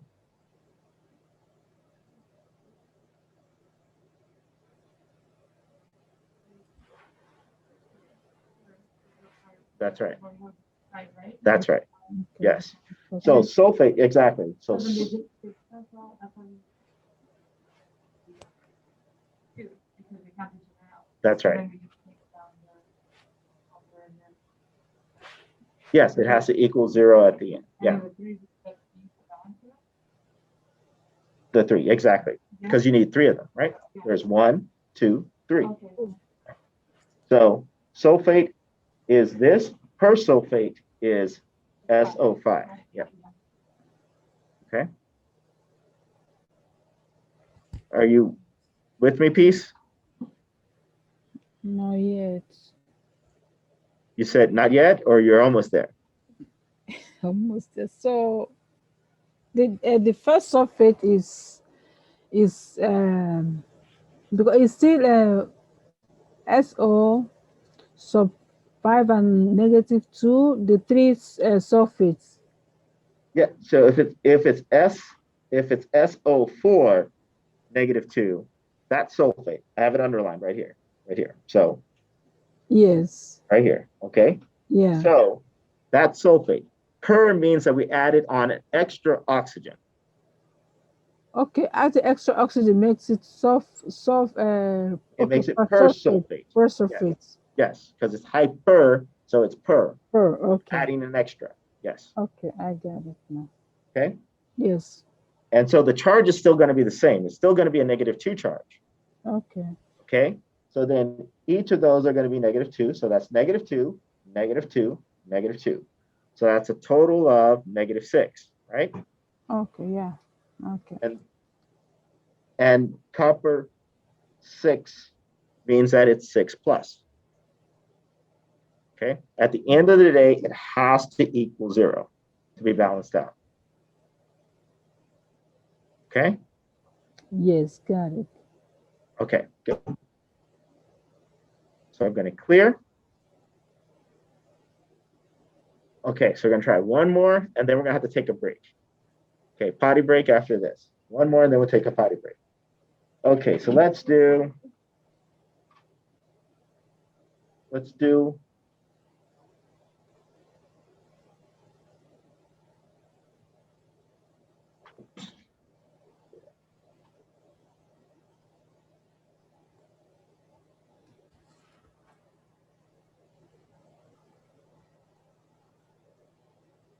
aluminum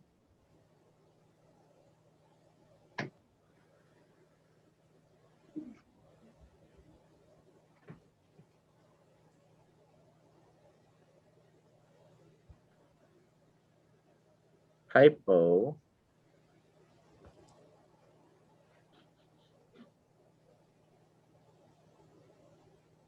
nitrite.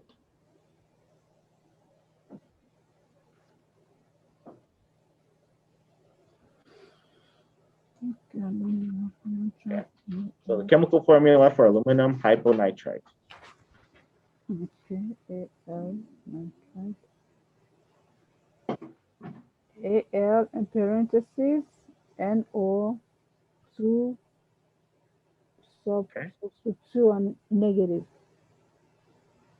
So you said Al parentheses NO. NO2. Are you sure? Yeah, that's aluminum nitrite. Nitrite or nitrate? No, it's hyponitrite. So that means it's under Okay, nitrate. hypo. Okay, it's on. Yeah, What's because that? aluminum hyponitrite. Hyponitrite. So nitrite is NO2. So what would be under NO2? NO1, right? So it's just NO. And then how many of them am I going to need to balance it out? What is the charge on the NO? Negative. It's negative, right? So then how many am I going to need to balance out the aluminum? I'm going to need 3. So where am I going to put the 3? On the outside. Outside, yeah. Outside of the nitrite. Okay. So it's Al parentheses NO close parentheses 3. Okay, if you guys have your polyatomic ion table, on the side of it, it says, I ate organic apples despite them being poisonous, and my ride has hydraulics. So let's talk a little bit about an acid before we get there.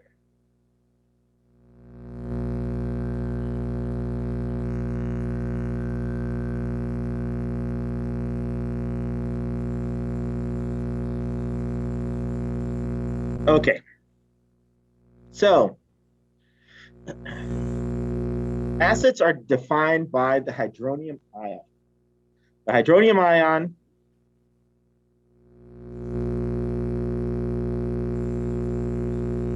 is H3 plus. Can you guys? Okay, that's the hydronium ion. Okay, now the hydronium ion is just water where you've added an H plus to. So it looks like this.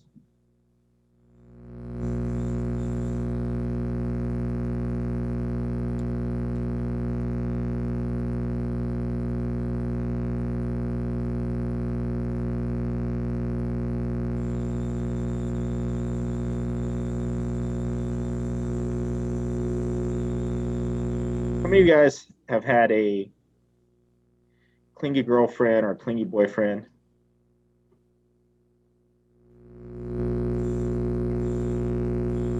Or maybe you may be the clingy boyfriend or clingy girlfriend.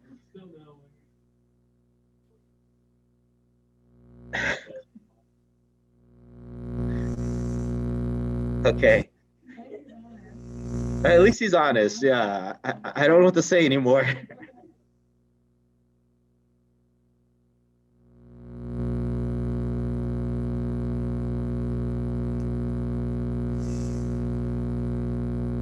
So H plus is kind of what makes an acid an acid.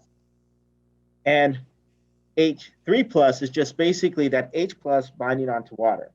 And so it's kind of like that clingy boyfriend or clingy girlfriend. As soon as water comes around, H plus goes, oh, I love you, I love you, I love you. Can't let you go. Walk down the hall, they walk down the hall with you, right? They're just like there all the time. Okay. So they're gonna bond covalently, right? And so, but it's going to form that ion. It's providing that plus charge to the complex. Okay. Now, it's what defines an acid, makes an acid an acid. So as soon as it gets the opportunity, it's going to sit there and find somebody else to cling on to, right? Because water gets say, okay, I've had enough of you. You know, go hang out with your friends or something. Oh, you're my best friend. You're my best friend. And you can't be separate. Right? So that's what the H plus does. And that's what makes it an acid. That's also what makes it kind of bad. You know, when it's alone, it wants to cling on to things immediately. Okay. So it causes, issues with like burning off your skin and things like that. So that's what makes an acid an acid. The fact that you have that H plus available, okay? So if we basically take hydrogen chloride, and this is a gas, we boil that into water, okay? Now what happens is it forms an acid. It forms the hydrochloric acid. That acid is going to dissociate into the hydronium ion and Cl minus, right? But for simplicity cases, we often will just write HCl, AQ. This lets us know that that's an acid. Now, soon as that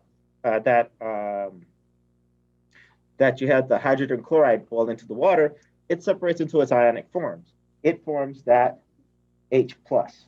Now, hydrogen is the only non-metal that acts like a metal, because the metal loses their electrons, right? So that hydrogen is the only non-metal that will do that. Well, I guess carbon will do it as well, but not as frequently. That's frequently.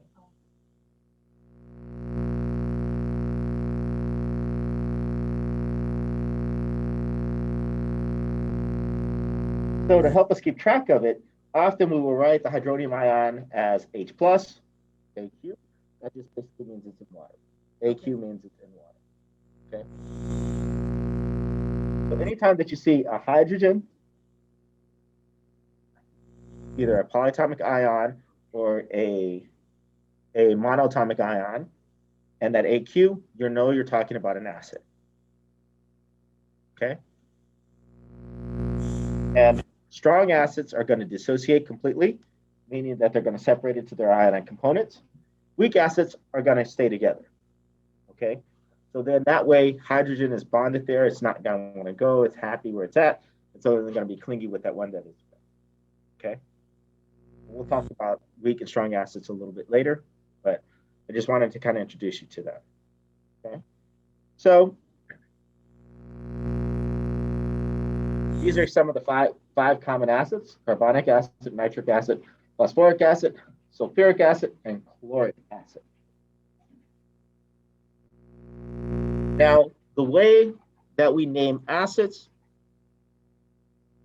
we have to pay attention to who they're associated with, right? Or the fact that it's associated with that H plus, right? So this guy here is called what? Just the CO part of it, CO3 part. And what would be the charge on that? If this is each H of the hydrogen is a plus charge, so what would be the charge on that CO3? Negative what? If there's two hydrogens here, two hydrogens, are you sure? What was it? -1, I heard -2. So if each hydrogen is a +1, then what is the charge on the CO3? If each of the hydrogen is +1, how many hydrogens do we have? How many CO3s do we have? We have one. We have one CO3, right? Okay, let me erase this so you guys can see it. There's two hydrogens, right? Each of those hydrogens are +1. How many CO3s do we have? One, right? We have one. So what would be the charge on the CO3? There's two hydrogens. Each one is +1.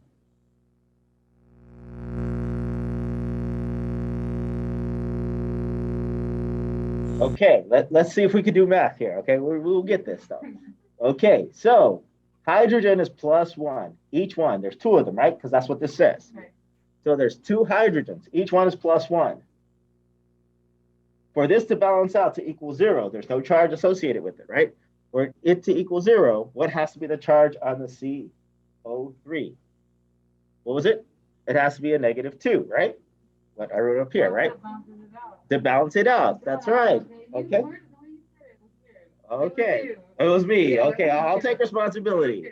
Okay. So now we know that this guy is a -2, right? So this guy, if we take a look on our polyatomic ion table, what is this guy called?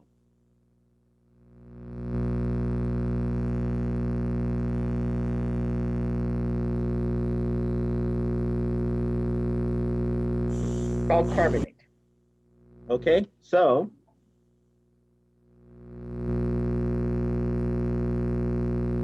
your mom is named Carbonate?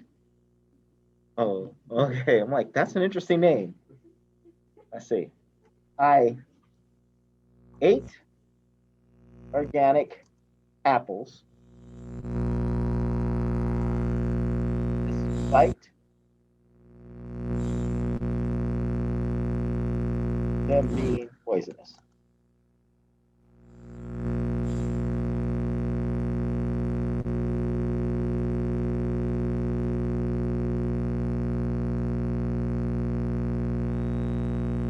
Okay. And then the other one is my ride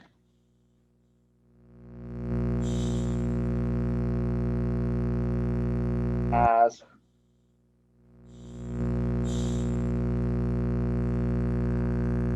hydraulics.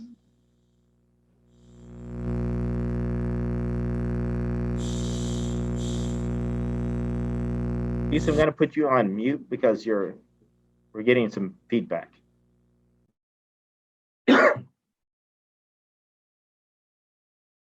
Okay. So we know that this guy is called carbonate.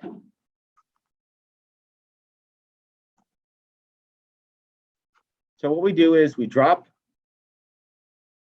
the 8 and we replace it with IC acid. So it becomes carbonic acid.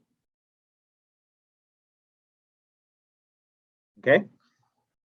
So this guy here is what polyatomic ion? It's nitrate, right? So this is nitrate. So nitrate.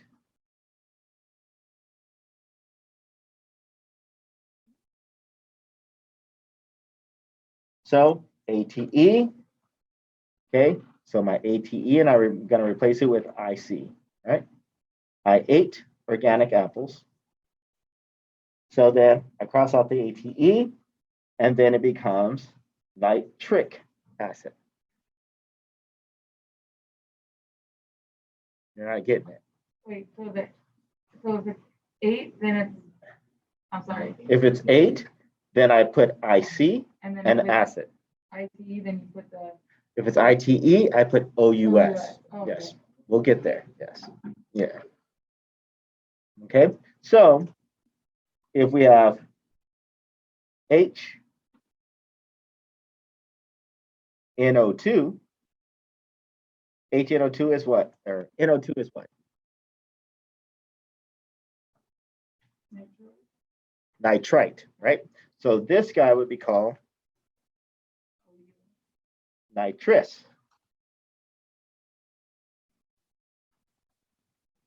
acid.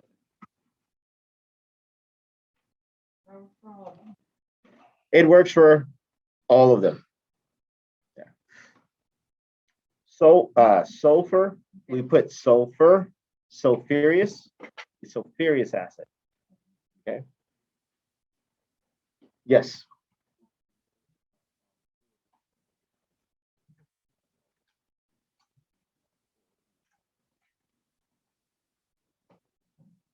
Okay, remember what we talked about. Okay. Yes. Yes. Sure. So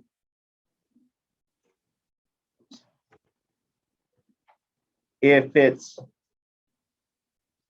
ITE, OUS. Okay. So if it's ITE, we're going to replace it with OUS. Okay. So yeah, so if it ends with ITE, then we're going to replace it with OUS. So for instance, if we have ClO minus, or O2 minus. Here we go. ClO2 minus, right? So if we have H, ClO2, here, let me pull it up there, put it up top. Mind if I erase this?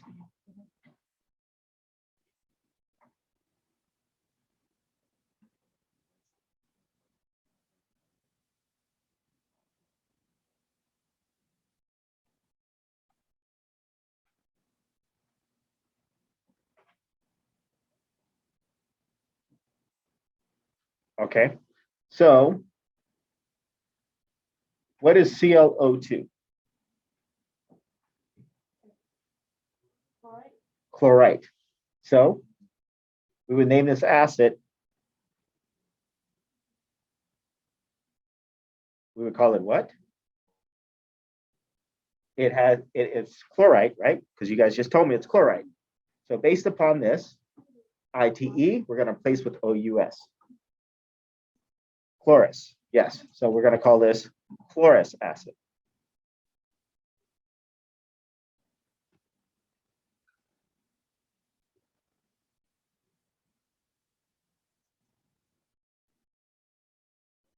Oops.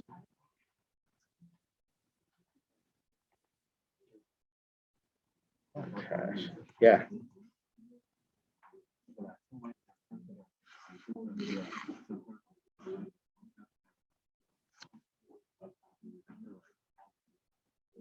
Yeah, that's right. That's why they're in all caps. Yeah. Fix this.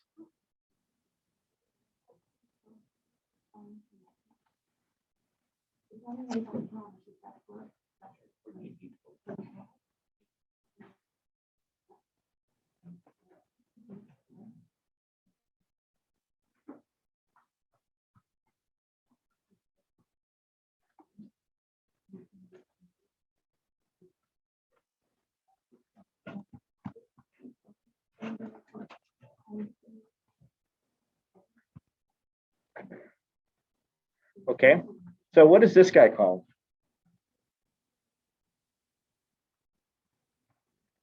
Cl minus.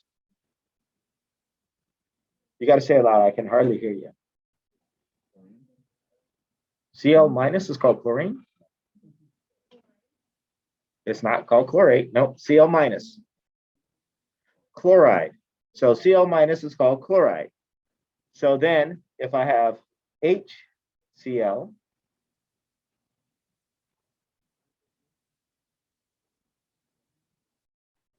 if it's an acid, it's called myride. So IDE is now changed to hydro and ic. So if it doesn't have any oxygen, we call it hydrochloric acid.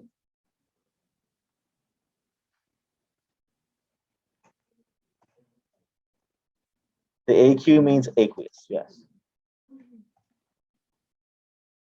And it also, if there's a hydrogen and there's AQ, you know it's an acid. Okay, you have a hydrogen out front, and then AQ in parentheses, that lets us know that that's going to be an acid. No, it's just an acid. Yeah, we'll talk about how to tell if something's going to be strong or weak. Yeah. Okay, so what about this guy?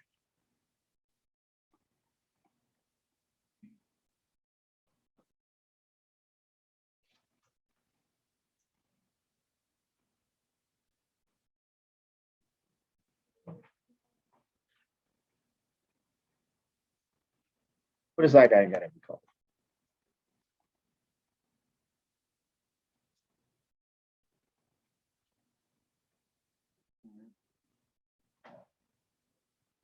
H2S, yes, I'll put it up top.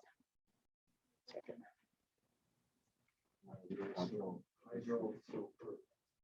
Hydrosulfuric acid, that is correct.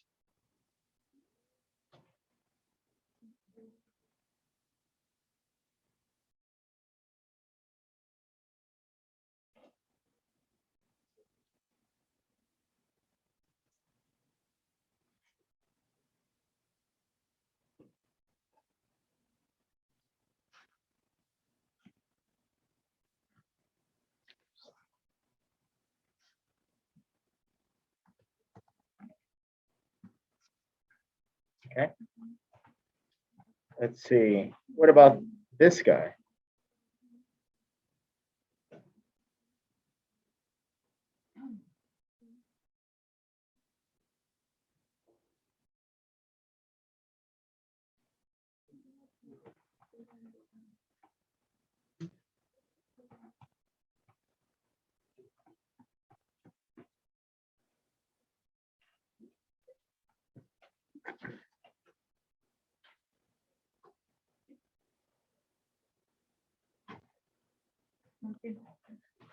What was it? Something acid.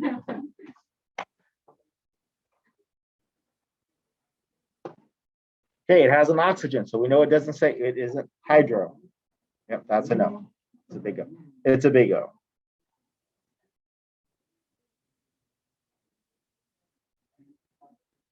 Look at the number there. That's a 2, right? So then, so I heard something. It's a phosphite. Is what would be PO? PO2 3 minus. What would that be? What would be the name of that? Is it phosphite? Look at your polyatomic ion table.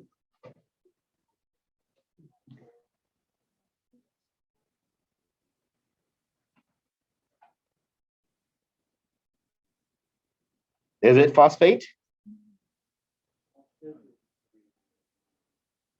So phosphate would be 4, right? So if we go down 1, it's phosphite. If we go down another one, it's hypo.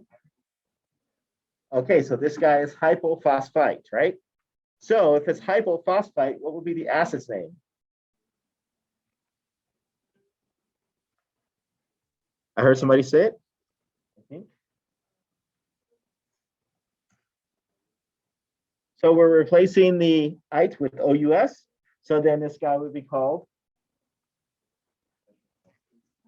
hypophosphorus acid. That's right. Only because it's an acid. That's correct. Okay. Okay. So ite you replace with OUS. 8 you replace with IC. Okay.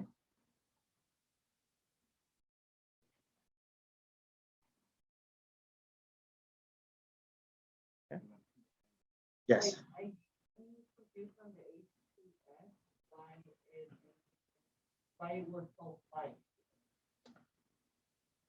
It's how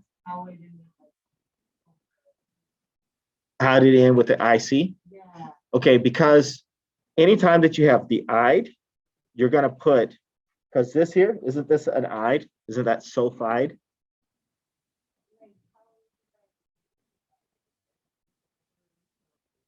S is sulfur, right?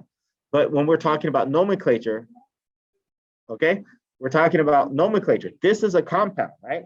And it's not only a compound, it's a special type of compound. It's an acidic compound, meaning that it has that H plus that is able to be removed and attack things, right? Okay, so because it's a special compound, that's why we write it H2SAQ. We're letting people know that that's the acid, right? It's in water. It causes it to behave funny, that H to behave funny. Okay, so that's what we're letting people know. So we have to give it a special name, right? And so its special name, because there's no oxygen present, we say hydro, and then since it's S, which is sulfur, sulfuric, and then acid. Okay, so since this S is a ion, it's acting as a negative ion. It's a -2 charge to it, right? These hydrogens have +1 charges because it's an acid. Okay, and so it's going to behave a little bit differently than H2SG, which stands for gas, right? So normally hydrogen sulfide is a gas, but when you boil it in water, it becomes this acid that is able to attack things, right? That H plus is able to act crazy, be bonding, okay? Clean, okay? So these guys are going to behave differently. So we have to write them different, right? We have to say this is a gas and this is an acid. So this guy is called hydrogen sulfide gas, and this guy is called hydrosulfuric acid. Does that make sense? Okay, so let's see if you guys got this. We're going to do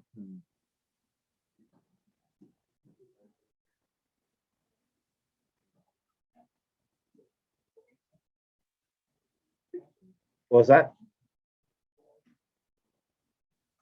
Nope, it's a different symbol. What is capital P, lowercase o? Okay, okay. Okay.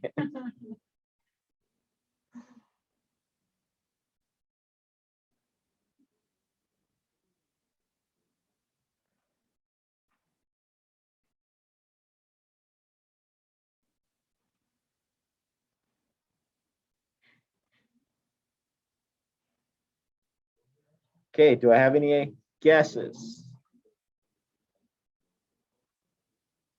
for the compound? What will be the name of the compound?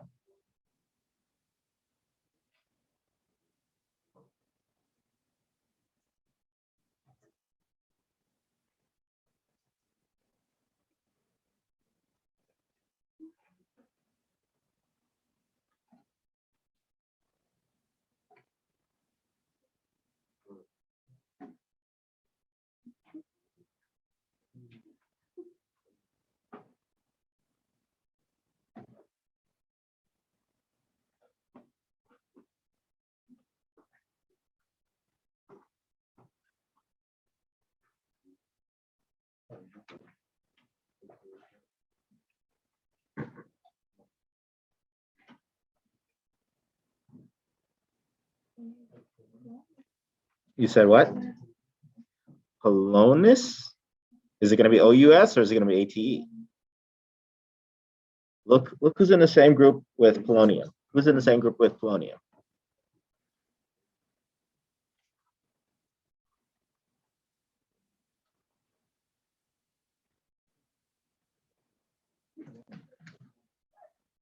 Polonic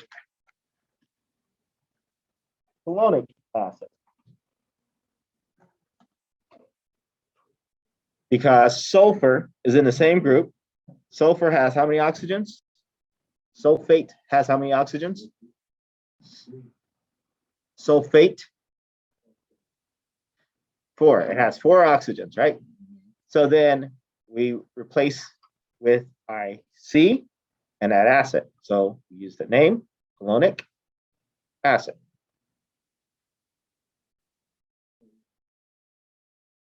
No, it's only hydro if there's no oxygens. So if we had H, capital P, lowercase o, that would be hydro plus. Yeah. So if there's no oxygens, we put the hydro in front of it. So like, for instance, H3P, AQ. This guy would be called hydrophosphoric acid.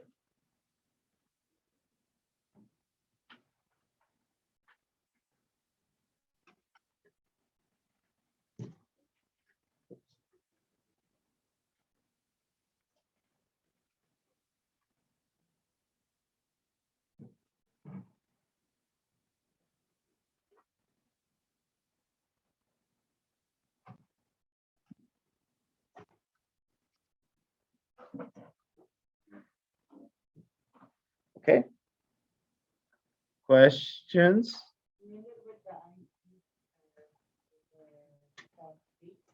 It would be, yes. Which one? For up here? No, not because it was phosphate. It was because it's similar to sulfate, right? Sulfate is SO4. So it's in the same group. So it's going to behave like the member of the same group, right? So sulfur, right? It has a -2 charge. This guy's also is going to have a -2 charge associated with it in this case. And then it has 4 oxygens, right? So SO4, what is the charge? I mean, SO4 is called what?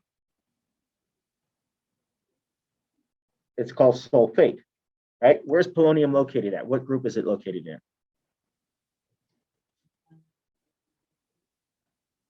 It's in group 8. Are you sure? Polonium. 16. Which group is sulfur located in? 16. So ones in same groups are going to behave the same way.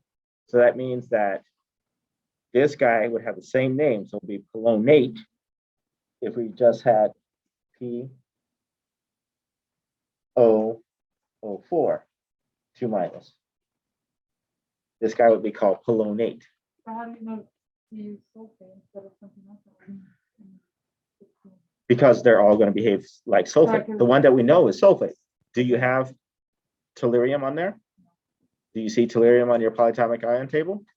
So you know sulfate, right? Okay. And oxygen, you're saying oxygen in itself, it's not going to be like that because it has to be an oxyanion. That's something and oxygen to make it an oxyanion. Okay. And we know that if we have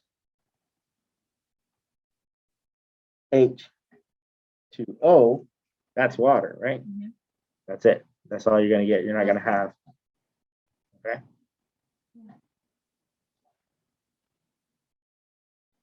Okay. You got it? Yeah. So you want to find things that you're similar with. The only one that is going to be an exception is nitrogen. Nitrogen throws everything else off, right? Everything else below that is going to act like phosphorus, but not like nitrogen. Okay? Because nitrogen is the exception. Yes, exactly. Reference. Exactly. Yeah. And so that's the thing. It's like the way that the elements behave, they're in the same group. The reason they're in the same group is because they behave very similarly. Right? Okay. Any other questions? Okay, well, let's see. We're gonna see how well you guys got this. So we're gonna play a little game, right? So this is the way it works. I'm gonna put you guys in groups. What was that? Oh, don't worry about it. It'll be on the screen in a minute. Don't worry. You're good. Okay, I'm gonna put you guys in groups. If you guys get it correctly, if you get the 5 names or 5 elements correct, then you guys get to go. That group gets to go. Okay? Okay. Okay, so let me put it up on the whiteboard. You stay here and then you have to do the next set, right? We'll do 5, 5, 5 until okay.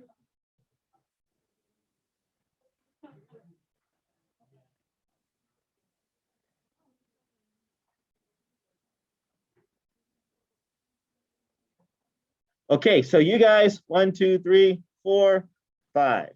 That's a group. 1, 2, 3, 4, 5. This is a group. 1, 2, 3. Yeah, I got too many, right? So 2, 3, 4, 5, 6. This is a group. Okay. So 1, 2, 3, 4, 5. That's a group. 1, 2, 3, 4, 5. Yeah. Okay. We'll make you guys. This will be some big group. Okay. So, you guys ready? Okay. So you gotta get them all right. You gotta get them all right. Okay. So let's see. We'll pull up a new screen. Okay. So let's start. Let's start with the very first one, and we'll work through it. Okay. So, yes, nobody's gonna get out early today. Not even me. I was like, yeah, we're gonna get out early. So you guys are all nodding. Yeah, yeah, yes. What was that? Nope. Nope. Okay, so first off, let's talk about the first one. We'll work our way through it. You guys be patient. You gotta wait now. Okay, so the first one is, it's arsenous acid. Okay, so the first part is what? What does that tell me it's going to be? Okay, so it's AS. Okay, and the fact that I have an OUS, that tells me what? There's an O. How many O's should I have with that? So if it was an 8, it would have how many O's? Who else is in the same group as arsenic? Phosphorus. So if it's phosphate, how many O's did it have? It has 4 O's. So, but I know if it's OUS, it's an ITE. That means it's dropping 1 O. So now how many O's should I have? I should have 3 O's. Now, it's also an acid, right? So that means I need to put what in front of it? H's. I need how many H's to balance it out?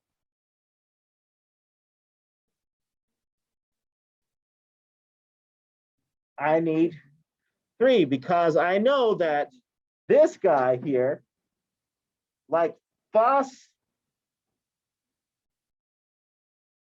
PO3, right? What was the charge on the PO3? It was -3, right? So then that means that the AsO3 should be what charge? -3. Because I said that things that are in the same group are going to behave the same except for nitrogen, okay? Okay, so then that means I only need 3 H pluses to balance it out. And just to be sure that Dr. Henry knows that this is an acid, I'm going to put AQ or aqueous. Because we know that H plus likes to cling into water, okay? Okay, so that will be the first one. Now, the next one. Can I erase this, guys? This part here.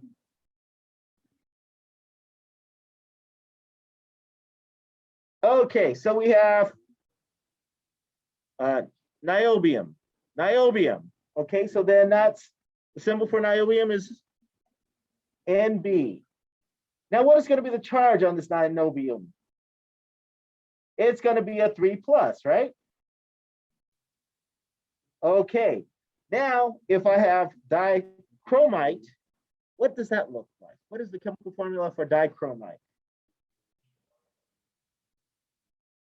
R2O, O what? Is it O7? Because I thought dichromate was O7. So when what must be dichromite? 6. Okay, what is the charge? You said 2 negative? Okay, so how many niobiums will I need to balance out dichromite? I'll need 2. So you guys are telling me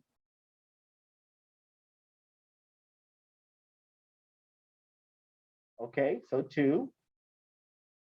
And then how many of dichromites will I need?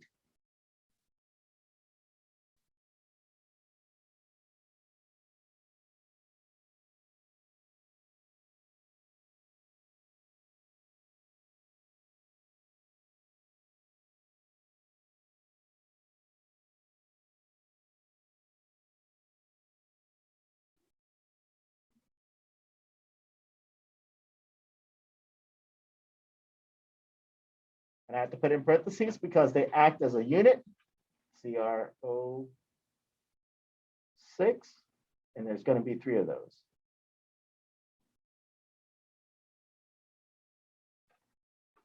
Okay. Are you with me?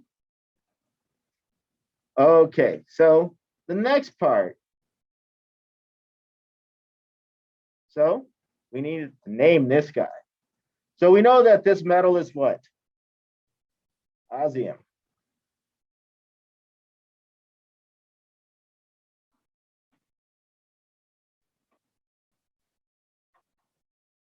Osmium. Okay, so what is going to be the charge on this osmium? 5. How did you get 5?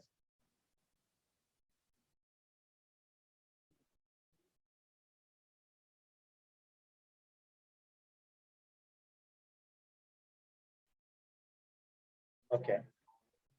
Okay. So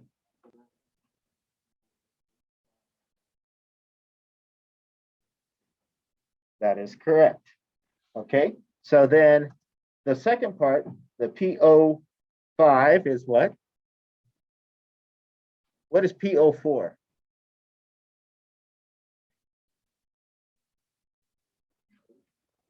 Phosphate, ATE, right? So we have an extra oxygen added onto that, so that makes it per.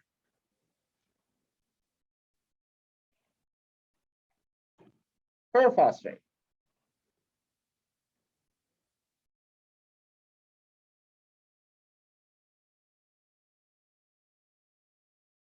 Okay, this guy. First thing that we should notice, there's H's here and this is AQ. So it's going to be an acid. Okay, so what is the acid's name? Hyposulfurious. I'm so furious that you guys are making me stay late. Acid.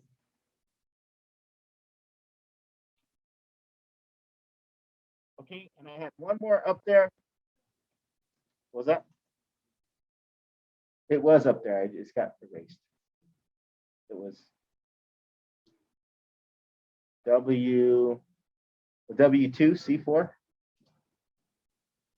I mean, W2C. So what would this guy be called? Tungsten.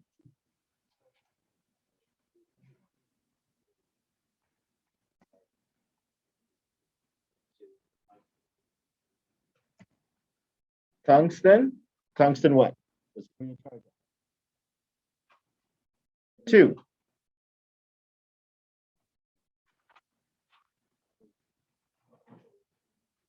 What is the charge on carbon? Negative what?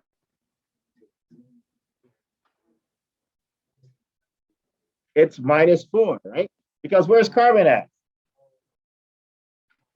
Yep, -4. So then each of the tungstens have to be +2 to balance it out. So, and second part is called carbide. So tungsten 2 carbide. Okay, so look over your notes, right? Your notes are right there. We went through examples. Look at the examples, right? I will put up the homework assignment. It'll be under nomenclature. Yours is already up because it was combined with the last one. So work on your homework because that's the only way that you're going to learn it. You got to keep trying it, right? Look at your notes. Use your notes as a crutch at the beginning and then work your way away from it. Yes, ma'am.